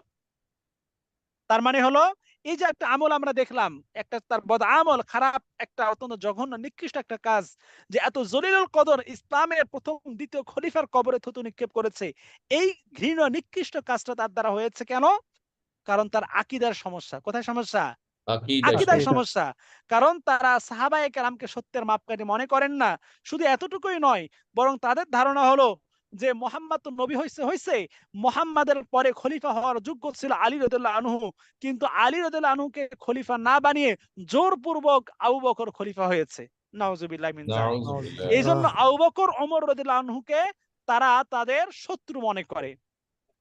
আপনারা জানেন উম্মুল মুমিনিন আম্মা জান আয়েশা রাদিয়াল্লাহু তাআলা আনহা এমন একজন মহিয়সী নারী, যার সতীত্ব এবং সম্ভ্রমের সততার সার্টিফাইড স্বয়ং আল্লাহ তাবারাক ওয়া তাআলা করেছেন। কোরআনে দিয়েছেন। পবিত্র কোরআনে সূরাতুন নূর একাধিক আয়াত আম্মা জান আয়েশা সম্পর্কে আল্লাহ তাআলা অবতীর্ণ করেছেন। দুনিয়ার কোন আদালত, দুনিয়ার কোন ব্যক্তি যার সার্টিফিকেট দেয় নাই, বরং কে দিয়েছেন? স্বয়ং আল্লাহ আল্লাহ। তাআলা। আল্লাহ তাআলা দিয়েছেন। সেই আম্মা জান আয়েশা রাদিয়াল্লাহু তাআলা আনহা সম্পর্কে শিয়াদের বিশ্বাস বা শিয়াদের এত জঘন্য ধারণা যে আম্মা জান আয়েশা জেনাকারী। নাউজুবিল্লাহ মিন যালিক। নাউজুবিল্লাহ।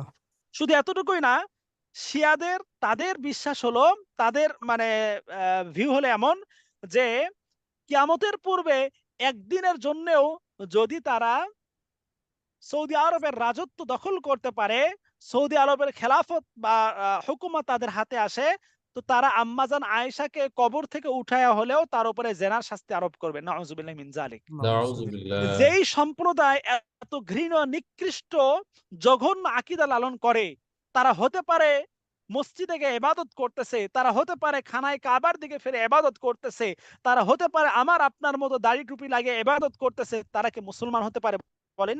কখনোই না। কখনোই না। কোশ্চেন কালেও হতে পারে না। তো এই জন্য আমাদের এই জায়গাগুলিতে খুব বেশি ক্লিয়ার থাকা, যে আকীদা এতটা ইম্পর্টেন্ট একটা বিষয়, যে আকীদা যদি পরিশুদ্ধ না হয় তাহলে তার ঈমান থাকা না থাকার প্রসঙ্গ, সে মুমিন মুসলমান আসলে থাকবে কিনা নাকি কাফের থাকবে, এটা ডিপেন্ড করবে তার আকীদার উপরে। তো এই পয়েন্টে এসে, পঞ্চম পয়েন্টে এসেও আমাদের কাছে এই বিষয়টা স্পষ্ট, যে আকীদা বিশুদ্ধ হলে তার ঈমান বিশুদ্ধ হবে, আর আকীদা বিশুদ্ধ না হলে তার ঈমানও বিশুদ্ধ হবে না। হবে না। আপনি আমাদের দেশে দেখবেন যে থাউজেন্ড অফ এক্সাম্পল আপনি আপনার সামনে পাবেন, যে আজকে বিভিন্ন রাজারবাগে, দেওয়ানবাগে, আটরশির দরবারে, বিভিন্ন পীর মুরিদের দরবারে অসংখ্য বেদাতি কর্মকাণ্ড, শিরকি কর্মকাণ্ড চলতেছে। কেন? এই যে আমলগুলো, মানে যে কাজগুলো আমরা দেখতেছি, তাদের যে প্রথা, রসুমাত, যে বেদাতি কার্যকলাপগুলো আমরা দেখতেছি, এগুলোর মূল কিসের উপরে? আকীদার উপরে। মনে করেন যে আপনি একজন ভাইকে দেখতেছেন যে উনি মিলাদ কিয়াম করতেছেন। যারা মিলাদ কিয়াম করে তাদের অনেকগুলো বিশ্বাস আছে, অনেকগুলো বিশ্বাসের উপরে নির্ভর করে, মানে তাদের অনেক গ্রুপ আছে আরকি, একেকজন একেক রকম বিশ্বাস। তাদের মধ্যে উল্লেখযোগ্য একটা অংশ তারা এই বিশ্বাস করে যে তারা যখন মিলাদ পড়ে, মিলাদ পাঠ করতে যখন তারা নবীজির উপর দরুদ পড়ে, তো তাদের নবীজি চলে দরুদ আসেন। শুনে হঠাৎ নবী সাল্লাল্লাহু আলাইহি সাল্লাম তাদের মজলিসে চলে আসেন। আর নবীজির সম্মানার্থে তারা দাঁড়িয়ে যান। নাউজুবিল্লাহ মিন নাউজুবিল্লাহ। যালিক। নবীজি সাল্লাল্লাহু আলাইহি সাল্লাম রওজায়ে আতহার, সে মদিনা থেকে তাদের দরুদ শুনে সেখানে চলে আসেন। হ্যাঁ? আচ্ছা। তো তাদের যে এই যে দাঁড়ানো, কিয়াম করাটা, এটা একটা জাস্ট আমরা বাহ্যিক একটা আমল দেখতেছি যে তারা বসে দরুদ পড়তে, পড়তে হঠাৎ দাঁড়িয়ে দরুদ পড়তেছে। এটা একটা আমল দেখতেছি। আচ্ছা, এই আমলটা ডিপেন্ড করতেছে কিসের উপরে? তাদের ওই যে একটা ভ্রান্ত আকীদা যে মিলাদ পড়তে, পড়তে নবীজি চলে আসে। ওই একটা আকীদা আছে, ওই আকীদার কারণে তারা দাঁড়িয়ে যাচ্ছে। তাই না ভাই?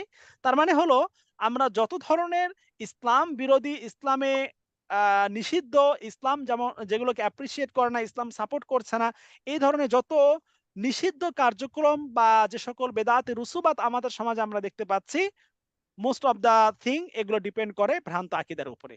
বিষয়টা ক্লিয়ার ভাই? জি, জি ওস্তাদ। আলহামদুলিল্লাহ। আল্লাহু আকবার। আচ্ছা, তাহলে আমাদের এই প্রথম মডিউলের লাস্ট পয়েন্টে আমরা শেষের দিকে এসে আমরা ঈমান ও আকীদার পার্থক্য দেখলাম ৫ টা পয়েন্টের মধ্যে। আশা করি বিষয়গুলো সবার কাছে স্পষ্ট হয়েছে। এবার আমরা সময়ের খুবই ক্ষুদ্র এবং স্বল্প পরিসরে, যেহেতু সময় সংক্ষিপ্ত, আমরা আমাদের এই মডিউলটা আলোচনা করব। বিস্তারিত যা কিছু আছে আপনারা দেখবেন। যদি কোনো কোয়েশ্চেন থাকে আপনাদের আকীদা এবং ফিকহের দার্সে করতে পারেন, অথবা নেক্সট ক্লাসে আমাকে করতে পারেন। আর সংক্ষেপে আমি একটু বলবো। আপনাদের প্রত্যেকের কাছে হয়তোবা অলরেডি এই কনফিউশন বলবো না, বরং এই কিউরিওসিটি আসবে।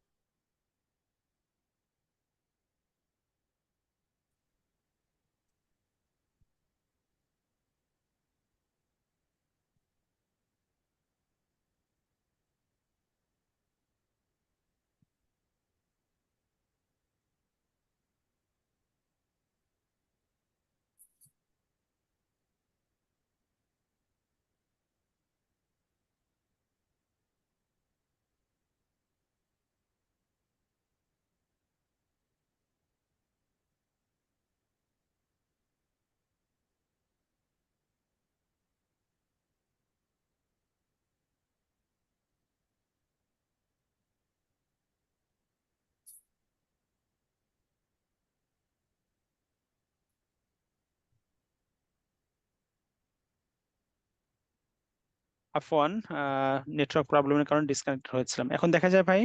জি, জি ওস্তাদ, আলহামদুলিল্লাহ। আলহামদুলিল্লাহ। আচ্ছা, আচ্ছা। তো একজন মানুষের মধ্যে যখন ইসলামী আকীদা পূর্ণাঙ্গ রূপে দেখা যাবে, পাওয়া যাবে, তো ওই মানুষের মধ্যে কি কি সিম্বল, কি কি সাইন আপনি দেখতে পাবেন? ইসলামী আকীদা থাকার কারণে তার মধ্যে কি কি প্রভাব বা বৈশিষ্ট্য পরিলক্ষিত হবে? এই বিষয়গুলো আমরা সংক্ষেপে একটু জানার চেষ্টা করব। প্রথমে আসি, আমি কিন্তু খুব সারমর্ম বা খুব সংক্ষেপে জাস্ট পুরোটা সামারিটা একটু বলার চেষ্টা করছি, বাকিটা আপনারা একটু ইন ডিটেলস দেখে নেবেন ইনশাআল্লাহ।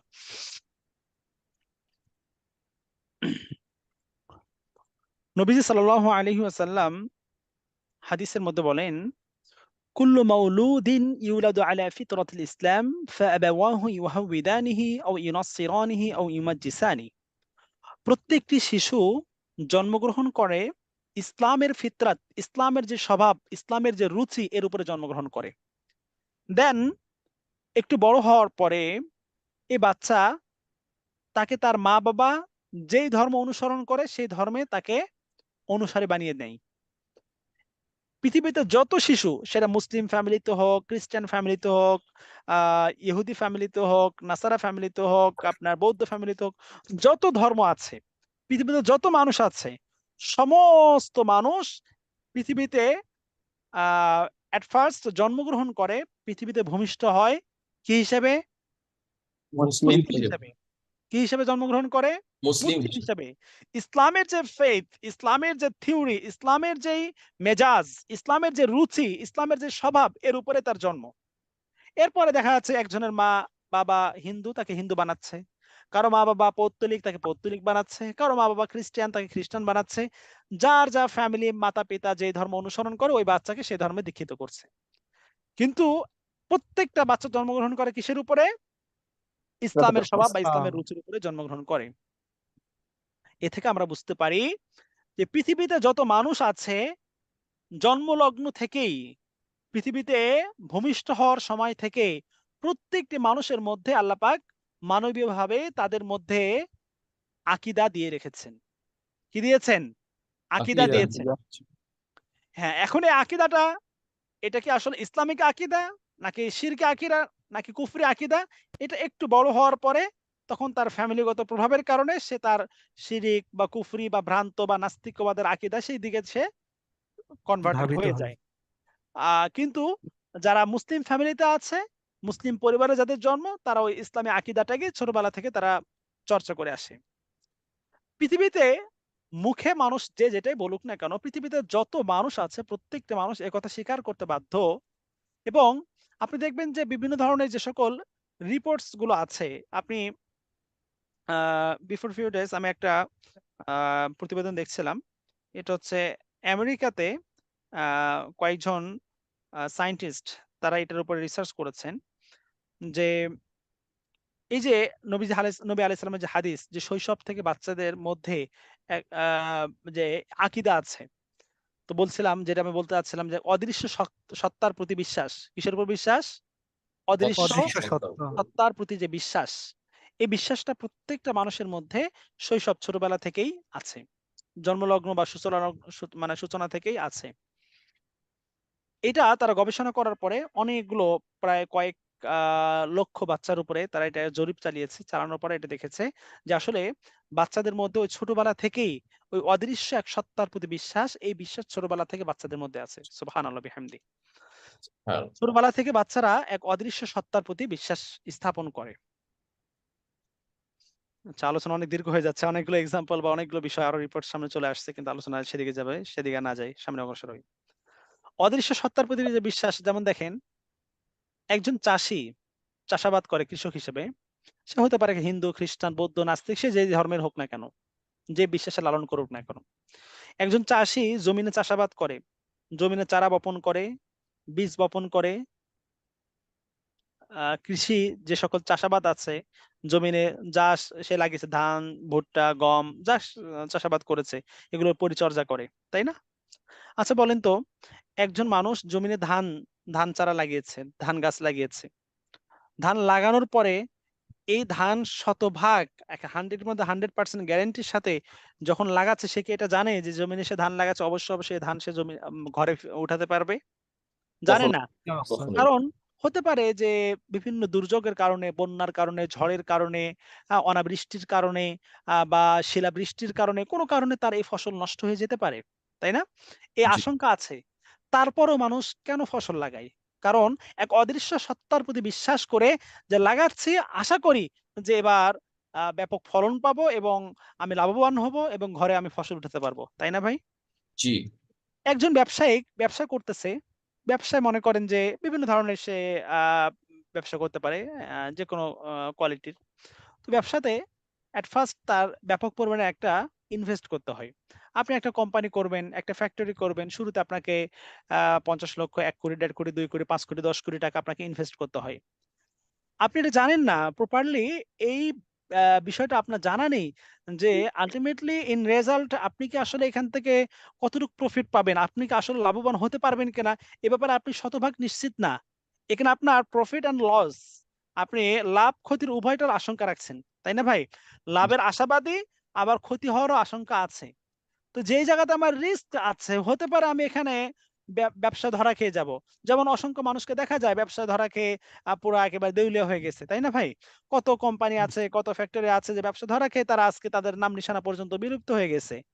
তো যেই ব্যবসায় আমার লস হওয়ার সম্ভাবনা আছে, আশঙ্কা আছে, হ্যাঁ, লাভ হওয়ার আশা রাখি, কিন্তু লসও তো হতে পারে। তারপরে মানুষ ওখানে লক্ষ কোটি টাকা ইনভেস্ট করে কেন ভাই? ওই যে অদৃশ্য এক সত্তার প্রতি বিশ্বাস নিয়ে যে আমি এখানে ইনভেস্ট করতেছি। আই হোপ দ্যাট আমি এখান থেকে একটা মানে যথেষ্ট পরিমাণ আমি প্রফিট নিতে পারবো। সে অদৃশ্য সত্তার প্রতি বিশ্বাস করেই সেখানে কি করে? ইনভেস্ট করে। হসপিটাল এমন একটা জায়গা, যে জায়গায় আমরা দেখতে পাই মানুষ জীবন্ত অবস্থায় প্রবেশ করে, কিন্তু তার মধ্যে কিছু মানুষ সুস্থ হয়ে ফিরলেও অনেক মানুষ মৃত হয়ে ডেথ হয়ে সেখান থেকে বের হচ্ছে। তাই না ভাই? তো যেই Yes. জায়গায় যে হসপিটালে গেলে মানুষ সুস্থ হয়ে ফিরে আবার সেখান থেকে মৃত লাশ বের হয়ে আসে, এমনও তো অসংখ্য দৃষ্টান্ত আমার চোখের সামনে ঘটছে। তারপরেও আমি কোনো রোগে আক্রান্ত হলে যেই জায়গায় মানুষ জীবন্ত প্রবেশ করলো মৃত বের হয়ে আসে, ওই জায়গায় কেন আমি চিকিৎসার জন্য যাই? কারণ ওই অদৃশ্য সত্তার প্রতি বিশ্বাস। আই হোপ দ্যাট আমি সুস্থতা লাভ করব, আরোগ্যতা লাভ করব। আমি অন্য মানুষের মতো মৃত বের হব না। আমি যারা সুস্থ সেখান থেকে আরোগ্যতা লাভ করে ফিরে আসে তাদের মতো আমিও সুস্থ হয়ে ফিরবো। এমন একটা বিশ্বাস নিয়ে মানুষ সেখানে ট্রিটমেন্টের জন্য যায়। বিষয়টা ক্লিয়ার ভাই? জি তার Yes, মানে sir. হলো এই যে আমি যে বেসিক খুব সিম্পল, খুবই কমন কয়েকটা আহ, উপমা, কয়েকটা দৃষ্টান্ত আমি দিলাম। এই বিষয়গুলোতে যে সেটা কৃষকের এক্সাম্পল বলেন বা একজন বিজনেসম্যানের এক্সাম্পল বলেন বা একজন পেশেন্টের এক্সাম্পল বলেন, এই জায়গাগুলোতে আপনি ধর্মীয় ইস্যুটা যে মুসলিম বা ভিন্ন ধর্মের এটা পরে রাখেন, কিন্তু পৃথিবীর এমন কোন মানুষ আছে এই জায়গাগুলোতে দ্বিমত করবে? সবাই সেম। এ ব্যাপারে সবাই আমরা একমত যে আমরা এক অদৃশ্য সত্তার প্রতি বিশ্বাস নিয়ে আমরা এই জায়গাগুলোতে বিনিয়োগ করছি, এই জায়গাগুলোতে আমরা ইনভেস্ট করতেছি, এই জায়গাগুলোতে আমরা শ্রম বা সময় দিচ্ছি, এই জায়গাগুলোতে আমরা শরণাপন্ন হচ্ছি। তো এই যে এক অদৃশ্য সত্তার প্রতি যে আমাদের বিশ্বাস, যে বিশ্বাসের জায়গা থেকে আমরা এই কাজগুলো করছি, এইটাই হলো আকীদা। এইটাই কি ভাই? আকীদা। আকীদা। আকীদা। হ্যাঁ, এখন আপনার আকীদাটা ইসলামী আকীদা নাকি শিরকি আকীদা নাকি কুফরি আকীদা, এটা আসবে একটু পরে আলোচনায়। আমার বিষয়টা কি বুঝে আসছে ভাই? আলহামদুলিল্লাহ। আল্লাহু আকবার। তো এতটুক কথার খোলাসা বা সারমর্মটা হলো যে প্রতিটা মানুষ জন্মলগ্ন থেকেই, শুরু থেকেই মানবীয়ভাবে আল্লাহ সুবহানাহু ওয়া তাআলা প্রত্যেকের মাঝে সে অদৃশ্য সত্তার প্রতি বিশ্বাসের এক টেনডেন্সি, এক আ বিষয়, এক থিওরি মানুষের মধ্যে আল্লাহ পাক দিয়ে রেখেছেন। আর এইটাই হলো কি? আকীদা। তার মানে মানব প্রজন্মের সূচনা লগ্ন থেকেই আকীদা প্রত্যেকটা মানুষের মধ্যে রয়েছে। এবার Yes. আমরা আসি, আচ্ছা, এই মানব আকীদার মধ্যে বিভ্রান্তি ঘটলো কিভাবে? বা এর পদস্খলন হওয়া বা বিভ্রান্তি শুরু হওয়াটা হলো কখন থেকে? বাকি যে বিষয়গুলো রেফারেন্স গুলো আছে, আদার্স বিষয়গুলো আপনারা একটু দেখে নেওয়ার চেষ্টা করবেন। আল্লাহ তাআলা পৃথিবীর শুরুতে হযরত আদম আলাইহিস সালাতু ওয়াস সালামকে প্রেরণ করেছেন। আদম আলাইহিস সালাতু ওয়াস সালামের পরে বনি আদম সন্তান হিসেবে পৃথিবীতে একের পর এক মানব প্রজন্ম ছড়িয়ে পড়েছে। মানব প্রজন্মের পরিসংখ্যান বৃদ্ধি পেয়েছে। একের পর এক, শতাব্দীর পর শতাব্দী, এক এক করে প্রায় ১০ শতাব্দী অতিক্রম হওয়ার পরে নূহ আলাইহিস সালাতু ওয়াস সালাম কে? নূহ আলাইহিস সালাতু ওয়াস সালাম। নূহ আলাইহিস সালাতু ওয়াস সালাম দুনিয়াতে আগমন করার ঠিক পূর্বকালে মানুষের মধ্যে আকীদাতে বিভ্রান্তি দেখা দেয়। তাহলে আকীদার বিভ্রান্তি কোন সময় দেখা দেয়? নূহ আলাইহিস নূহ সালাম। আলাইহি নূহ ওয়াসসালাম। আলাইহি ওয়াসসালাতু ওয়াসসালামের পৃথিবীতে আগমনের কিছুকাল পূর্বে। তখন মানুষের মধ্যে অনেক ধরনের বিভ্রান্তি দেখা দেয়। যেমন কেউ সূর্যকে মনে করে যে সূর্যই হলো তাদের স্রষ্টা। কেউ মনে করত চন্দ্র তাদের স্রষ্টা। কেউ মনে করত বিশাল বড় পাহাড়, এই পাহাড়ই আমাদেরকে সৃষ্টি করেছে। কেউ বা মনে করত মাতা-পিতার মাধ্যমে দুনিয়াতে আসছি, তার মানে মাতা-পিতাই হলো আমাদের স্রষ্টা। কেউ বা মনে করত যে আমাদের সমাজপতি বা সমাজের যে লিডার, সমাজের যে নেতা, লিডার, বা একটা রাষ্ট্রের যে নেতা, লিডার, এরকম দলীয় যে নেতা থাকে, যে সমাজের সমাজপতি যে থাকে, তাকে স্রষ্টা মনে করত যে তার বিধান বা তার নির্দেশ দিতে সবাই মানে, তার মানে উনি হলেন স্রষ্টা। নাউজুবিল্লাহ। এই ধরনের বিভিন্ন বাতিল বিশ্বাস মানুষের মাঝে ছড়িয়ে পড়ে এবং এক্ষেত্রে অন্যতম প্রধান ভূমিকা রাখে মিস্টার ইবলিস। বুঝতে পারছেন ভাই? জি। শয়তান মানুষের মধ্যে এভাবে এই কুপ্রথা, মানুষকে তাওহীদের বিশ্বাস থেকে, সঠিক সহিহ আকীদা থেকে বিচ্যুত করার জন্য এই জায়গাতে কাজ করে কে? শয়তান। আচ্ছা, আমি আপনাদের সবার কাছে ক্ষমা চেয়ে নিচ্ছি। আম মানে আপনাদের সময়, নির্দিষ্ট ক্লাসের সময় অতিক্রম হয়ে গেছে। আমি ৫-৬ মিনিটের মধ্যে ক্লাস সমাপ্ত করার চেষ্টা করব ইনশাআল্লাহ। আজকে আলোচনা একটু বেশি হওয়ার কারণে আসলে আ একটু সঠিক সময়ে সমাপ্ত করাটা আমার জন্য কষ্ট হয়ে গেছে। তো এজন্য সবার কাছে ক্ষমা চেয়ে নিচ্ছি। আপনাদের সময়, মূল্যবান সময় নিয়ে নিচ্ছি আরকি ক্লাসের চেয়ে এক্সট্রা। আচ্ছা, তো বলছিলাম যে জি, আচ্ছা। তো বলছিলাম যে এভাবে মানুষের মধ্যে ভ্রান্ত আকীদার সূচনা হয় নূহ আলাইহিস সালাতু ওয়াস সালামের কিছুকাল পূর্বে। ঠিক ওই সময়ে মানুষের এ সকল ভ্রান্ত আকীদা, এক স্রষ্টাকে, তাওহীদের বিশ্বাস থেকে শয়তান যেভাবে মানুষকে দিকভ্রান্ত করে, পথভ্রষ্ট করে, ভ্রান্ত আকীদায় লিপ্ত করে দিয়েছে, শিরকের মধ্যে লিপ্ত করে দিয়েছে। তো এই আকীদাকে পরিশুদ্ধ করার জন্য, মানুষের আকীদাকে সহি করার জন্য, ভ্রান্ত আকীদাকে থেকে মানুষকে ফিরে আনার জন্য নূহ আলাইহিস সালাতু ওয়াস সালামকে আল্লাহ পাক দুনিয়াতে পাঠান। তার মানে আদম আলাইহিস সালাতু ওয়াস সালাম থেকে শুরু করে প্রায় 10 শতাব্দী পর্যন্ত মানুষ সহি আকীদার উপরে ছিল।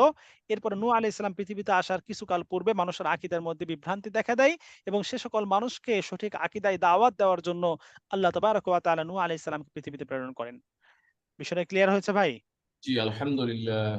আচ্ছা, এই বিষয়গুলো দালিলিকভাবে এখানে উপস্থাপন করা হয়েছে। বিষয়গুলো আপনারা দেখে নেবেন ইনশাআল্লাহ। ফাইনালি আমরা এতটুকু দেখব যে একজন মানুষের মধ্যে যখন পরিপূর্ণরূপে ইসলামী আকীদা চলে আসবে, তার মধ্যে কি, কি আলামত, কি, কি নিদর্শন, কি, কি সাইন ও সিম্বল পরিলক্ষিত হবে। এই বিষয়টা আমরা দেখব। কি, কি বৈশিষ্ট্য তার মধ্যে আসবে। একজন ব্যক্তি যখন পরিপূর্ণরূপে ইসলামী আকীদায় বিশ্বাসী হবে, সে হবে পরিপূর্ণ একজন তাওহীদবাদী। সে কি হবে? তাওহীদ পরিপূর্ণ তাওহীদবাদী। তাওহীদবাদী। সে পরিপূর্ণ তাওহীদের বিশ্বাসে বিশ্বাসী হবে। তার দ্বারা শিরকের কোন বিষয়কে বিশ্বাস করা বা শিরকি কোন কাজে লিপ্ত হওয়া এটা কোশ্চিন কালো সম্ভব হবে না। সে শিরকের বিরুদ্ধে এবং তাওহীদের ঝান্ডা ধারণ করবে। দ্বিতীয়, এখানে অনেক কয়টা 12টা প্রায় পয়েন্ট আছে। আমি জাস্ট সংক্ষেপে একটু করে টাচ দিয়ে যাচ্ছি। যখন কোনো ব্যক্তি পরিপূর্ণরূপে ইসলামী আকীদার বিশ্বাসে বিশ্বাসী হবে, তো ওই ব্যক্তি যার মধ্যে ইসলামী আকীদা যত বেশি স্ট্রংলি খুব মজবুতভাবে আসবে, ওই ব্যক্তি তত বেশি খোদাভীরু হবে, তত বেশি কিয়ামতের দিবসের প্রতি বিশ্বাসী হবে। আর যে ব্যক্তির মধ্যে আল্লাহ পাকের ভয় যত বেশি আসবে, যত বেশি পরকালের ভয় যত বেশি আসবে, ওই ব্যক্তি পরকালে সফলতার পানে তত বেশি এগিয়ে যাবে। তাই না ভাই? জি আল্লাহ।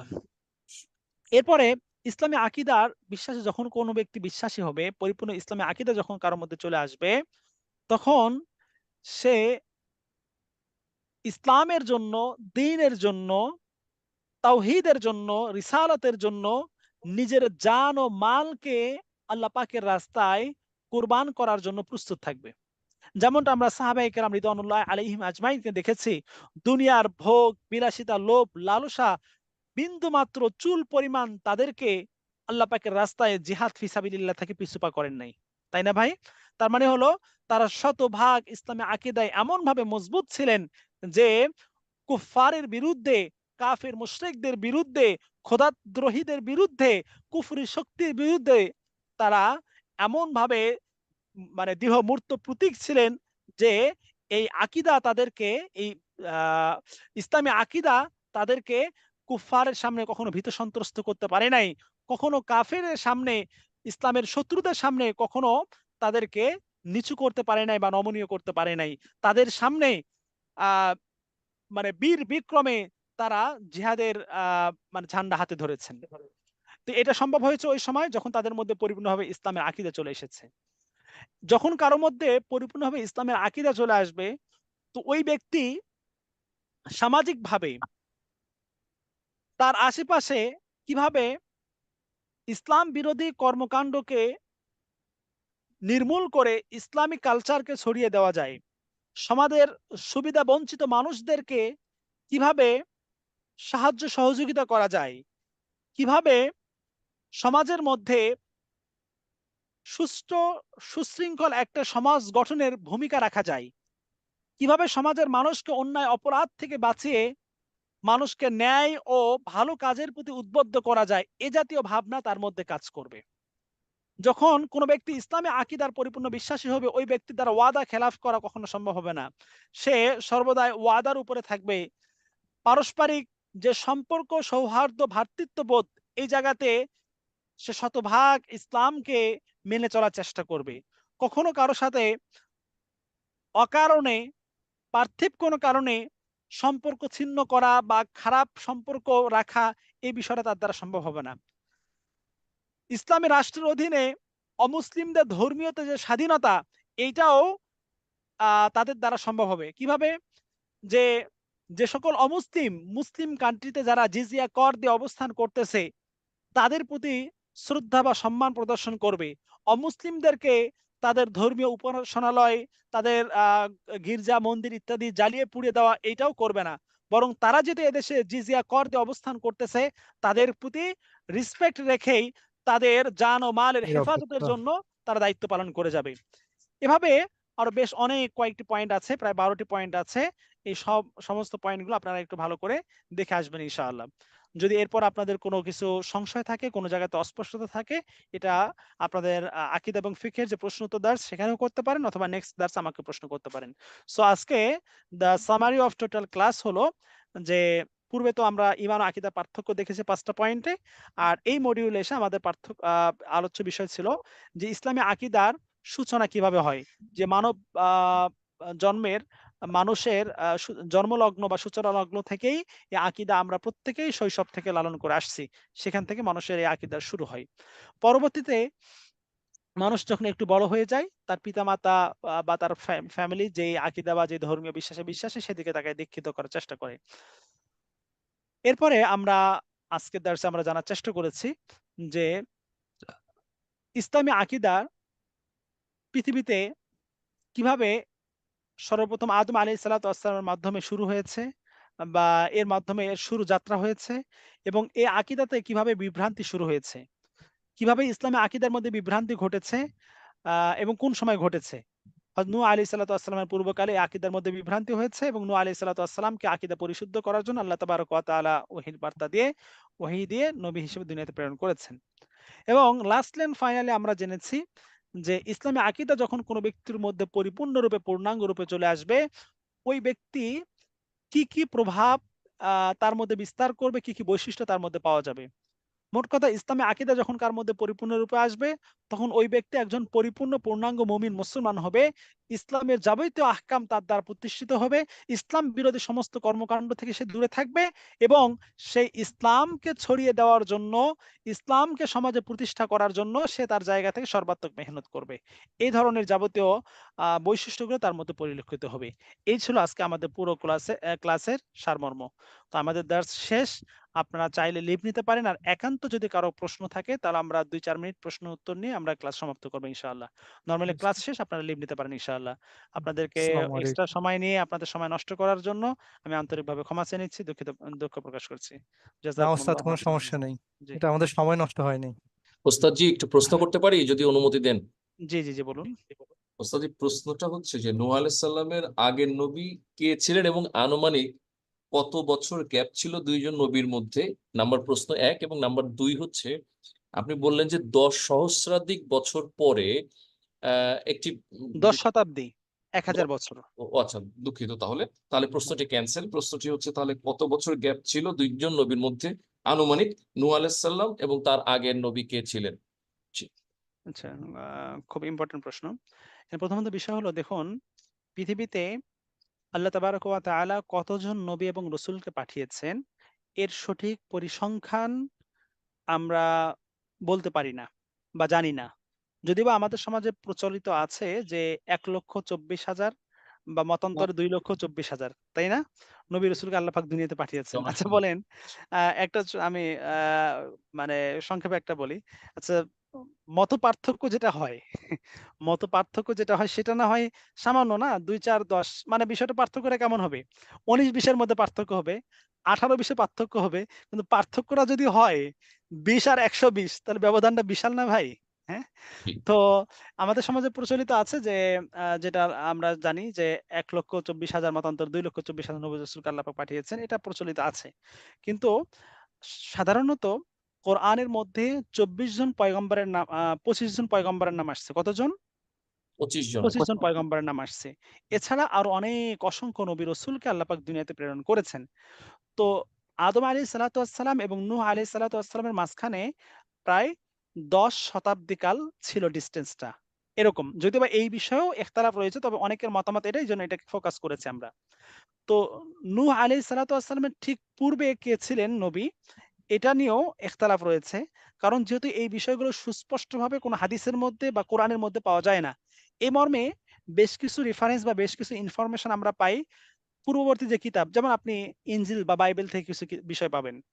আ মানে ইসরায়েলি কিছু রেওয়ায়েত এই মর্মে পাওয়া যায়। কিন্তু দুঃখজনক হলো, বাস্তব হলো এইটা যে, আমরা বাইবেলের যে কথা বা ইনজিলের যে কথা, এই কথাগুলো চোখ বন্ধ করে বিশ্বাস করতে পারি না বা নিতে পারি না। বিকজ আল্লাহ পাক যেই ইনজিলকে অবতীর্ণ করেছেন ওই ইনজিল এখন পর্যন্ত অক্ষুণ্ণ বা এটা ওই ইনজিল যে ইনজিল আল্লাহ পাক নাজিল করেছেন ওই ইনজিল সংরক্ষিত নেই, বরং ওই ইনজিল বিলুপ্ত হয়ে গেছে। এবং বর্তমান সময়ে যে ইনজিল আমাদের চোখের সামনে আমরা দেখতে পাই বা যে বাইবেল দেখতে পাই, এখানে মূল ইনজিলের কিছু ভাষ্য থাকতে পারে, মূল ইনজিলের কিছু কথা এখানে থাকতে পারে, কিন্তু এই জায়গাতে যে অসংখ্য মানব রচিত মানুষের বিভিন্ন মতামত বা মানুষের অভিমত বা মানুষের চিঠিপত্র সহ বিভিন্ন মানব রচিত বিষয় এর মধ্যে প্রবেশ করেছে, এই ব্যাপারে কোনো সন্দেহ নাই। সুতরাং বাইবেলের কথা বা ইনজিলের কথা আমরা চোখ বন্ধ করে নিতে পারি না। তো এই জন্য ওলামায়ে কেরামের এই জায়গাতে এই বিষয়গুলোতে তাদের দৃষ্টিভঙ্গি বা ওলামায়ে কেরামের সাজেশন হলো, যতটুকু আমরা কোরআন হাদিস থেকে জানতে পারছি ততটুকু আমরা বিশ্বাস করব, তা আমরা স্বীকার করব। এর বাহিরে যেগুলো আছে, যেগুলো ইসরায়েলি রেওয়ায়েতের মাধ্যমে আসছে, ইসরায়েলি রেওয়ায়েতের মাধ্যমে আমরা পেয়েছি, বা অন্যান্য কিতাব কোরআন ব্যতীত অন্যান্য আসমানি কিতাব থেকে আমরা জানতে পেরেছি, সেগুলোকে আমরা লা নুসাদ্দিকু ওয়া লা নুকাজ্জিবু, সেগুলোকে আমরা সত্যও বলবো না, মিথ্যাও বলবো না। কি বলবো না? সত্য বলবো না, মিথ্যাও বলবো না। তো এইজন্য নূহ আলাইহিস সালাতু ওয়াস সালামের পূর্বে কে নবী এসেছিলেন এটা সরাসরি আপনার হাদিসে বা কোরআনে কোনো জায়গাতে পাওয়া যায় না। এইজন্য স্পেসিফিক ভাবে এটা আমি ফোকাস করতে পারছি না। জি, বাকি ওস্তাদ, জাযাকাল্লাহ। শেষ প্রশ্ন হচ্ছে যে আসসালামু হাদিসে আলাইকুম উস্তাদ জি, আমার কুদসি দুইটা প্রশ্ন দেখলেন একটা ছিল। জায়গায়, হাদিসে কুদসিটা কি আসলে? এটা আমি অল্প জানি, কিন্তু দয়া করে যদি 30 সেকেন্ডে বলতেন। আচ্ছা, হাদিসে কুদসি। হাদিসে কুদসি হলো যেখানে কোরআন আর হাদিসের কুদসির মধ্যে পার্থক্যটা হলো এই জায়গাতে, কোরআন শব্দ, অর্থ, শব্দ এবং অর্থ সব পুরো মানে পরিপূর্ণভাবে পুরোটাই আসছে আল্লাহ তাআলার পক্ষ থেকে। এটা হচ্ছে কোরআন। এর মধ্যে মানে আল্লাহ তাআলা যেভাবে যে শব্দ বলেছেন সেটাই আসছে কোরআনের মধ্যে। এটা হচ্ছে কোরআন। আর হাদিসে কুদসি হলো যেখানে অর্থ, হাদিসে কুদসির অর্থ যেটা, অর্থটা সম্পূর্ণ কার পক্ষ থেকে? আল্লাহ তাআলার পক্ষ থেকে। কিন্তু শব্দ যেগুলো আছে, শব্দ নবীজি সাল্লাল্লাহু আলাইহি সাল্লামের পক্ষ থেকে। কিছু আল্লাহ তাআলার পক্ষ থেকে থাকতে পারে, কিন্তু আবার নবী সাল্লাল্লাহু আলাইহি সাল্লামের পক্ষ থেকে। তার মানে কোরআনের শব্দ যেমন সরাসরি আল্লাহ তাআলার পক্ষ থেকে, হাদিসে কুদসির মধ্যে শব্দটা সম্পূর্ণ আল্লাহ তাআলার পক্ষ থেকে না, কিছু নবী সাল্লাল্লাহু আলাইহি সাল্লামের পক্ষ থেকেও হতে পারে। শব্দগত যে চেঞ্জিং বা পরিবর্তনটা। কিন্তু মর্মার্থ বা হাদিসের মূল অর্থটা এটা সম্পূর্ণ আল্লাহ তাআলার পক্ষ থেকে। এটা হলো হাদিসে কুদসি। তো হাদিসে কুদসির নিসবত দেওয়া হয় সরাসরি আল্লাহ তাআলার দিকে। কার দিকে দেওয়া হয়? আল্লাহ। আল্লাহ তাআলার দিকে দেওয়া হয়। কিন্তু পার্থক্যটা হলো এই জায়গায় যে কোরআনিক যে ওয়ার্ড গুলো আছে, কোরআনিক সেন্টেন্স গুলো সরাসরি আল্লাহ তাআলার পক্ষ থেকে আসছে। আর হাদিসে কুদসির যে শব্দার্থ, শব্দগুলো যেগুলো আছে, সেন্টেন্স গুলো যেগুলো আছে, সরাসরি এই শব্দগুলো আল্লাহ তাআলার পক্ষ থেকে হয়তোবা নাও আসতে পারে, এগুলো নবীজির পক্ষ থেকে। কিন্তু অর্থটা, এর মর্মার্থটা যে সরাসরি আল্লাহ তাআলার পক্ষ থেকে আসছে, এই ব্যাপারে কোনো সন্দেহ নাই। এটা হলো হাদিসে কুদসি। আর সাধারণ হাদিস যেটা, সাধারণ হাদিস যেগুলো আছে, এগুলো হাদিসের ব্যাপারে বলা হয় যে শব্দগুলো নবীজির পক্ষ থেকে এবং অর্থগুলো নবীজির পক্ষ থেকে। তো নবীজির পক্ষ থেকে হলেও এগুলো ওহির বার্তা। কারণ আল্লাহ তাআলা নিজে বলেছেন ওমা ইয়ানতিকু আনিল হাওয়া ইন হুয়া ইল্লা ওয়াহয়ুন ইউহা, যে নবী সাল্লাল্লাহু আলাইহি সাল্লাম নিজের প্রবৃত্তি থেকে, নিজের ইচ্ছা মন গড়া কোনো কিছু বলেন না। সবগুলো ওহির মাধ্যমে, ওহির বার্তা, ইলহামের মাধ্যমেই নবী সাল্লাল্লাহু আলাইহি সাল্লাম সবকিছু করেন। জি, বিষয়টা বুঝতে জাযাকুম। পারছেন আসসালামু ভাই? আলাইকুম উস্তাদ জি, আমার দুইটা প্রশ্ন ছিল, যদি অনুমতি দেন আর কি। জি ভাই বলুন।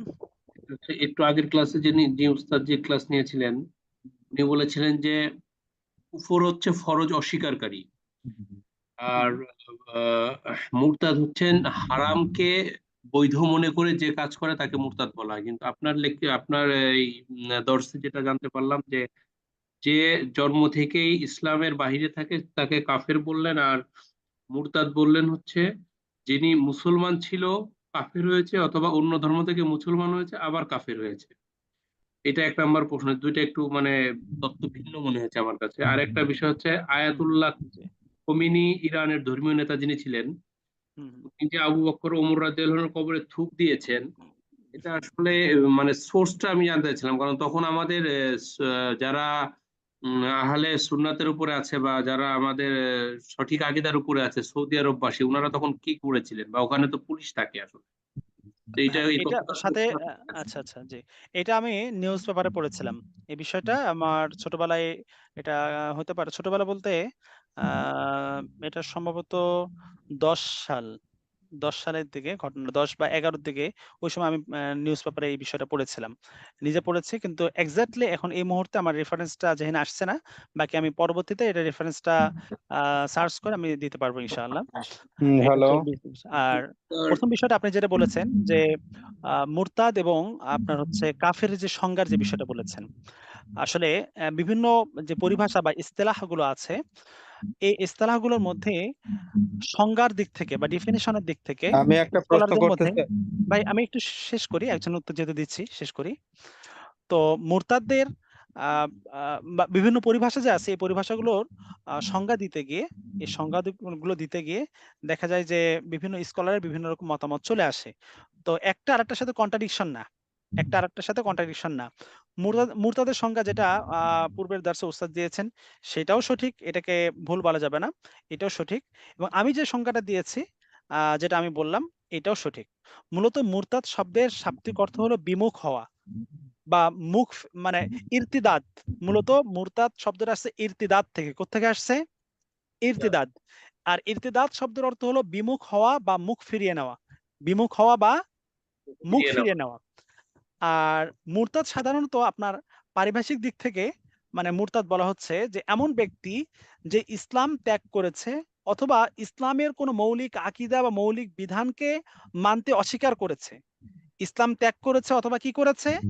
ইসলামের মৌলিক ফান্ডামেন্টাল কোনো আকীদা বা কোনো বিধানকে যে অস্বীকার করেছে, বা কোনো একটা মৌলিক বিষয়ের প্রতি, মৌলিক বিধানের প্রতি অনাস্থা প্রকাশ করেছে। তো ইসলামের পার্সপেক্টিভ থেকে এরকম বিষয়কেই বলা হয়, যে কাজগুলো যার দ্বারা প্রকাশ পায় তাকে মুরতাদ বলা হয়। বিষয়টা বুঝতে পারছেন ভাই? তো জি, যখন আপনি এই সংজ্ঞাটা সামনে রাখবেন যে ইসলাম যে ত্যাগ করেছে, তার মানে সে পূর্বে মুসলিম ছিল, এখন ইসলাম ত্যাগ করেছে, অথবা ইসলামের মৌলিক বিধানকে, মৌলিক কোনো একটা আহকামকে, মৌলিক কোনো একটা আকীদাকে যে অস্বীকার করেছে বা মৌলিক বিষয়ের প্রতি অনাস্থা প্রকাশ করেছে, তার মানে এটাও অস্বীকার করার নামান্তর, বা এটা হচ্ছে ইসলাম ত্যাগ করার নামান্তর। মৌলিক বিষয়কে অস্বীকার করা মানে যে ইসলাম মানে ইসলামের পুরোটাই মানবে, কিছু অংশ ইসলামের মানবে, কিছু মানবে না, এটাকে ইসলাম বলে না। আমার কথাটা কি বুঝে আসছে ভাই? জি। আচ্ছা, এক কথা বলতে হ্যালো। গেলে মুরতাদ বলা হয় ওই ব্যক্তিকে যে প্রথমে মুসলিম ছিল, তারপরে ইসলামের কোনো মানে অকাট্য কোনো বিষয় অস্বীকার করেছে বা অবমাননা করে কাফের হয়ে গেছে, তাকে বলা হয় মুরতাদ। জি। জাহিদ কি ক্লাসে আসো? হ্যালো। জি জি, আছি আছি, জি। হ্যাঁ হ্যাঁ।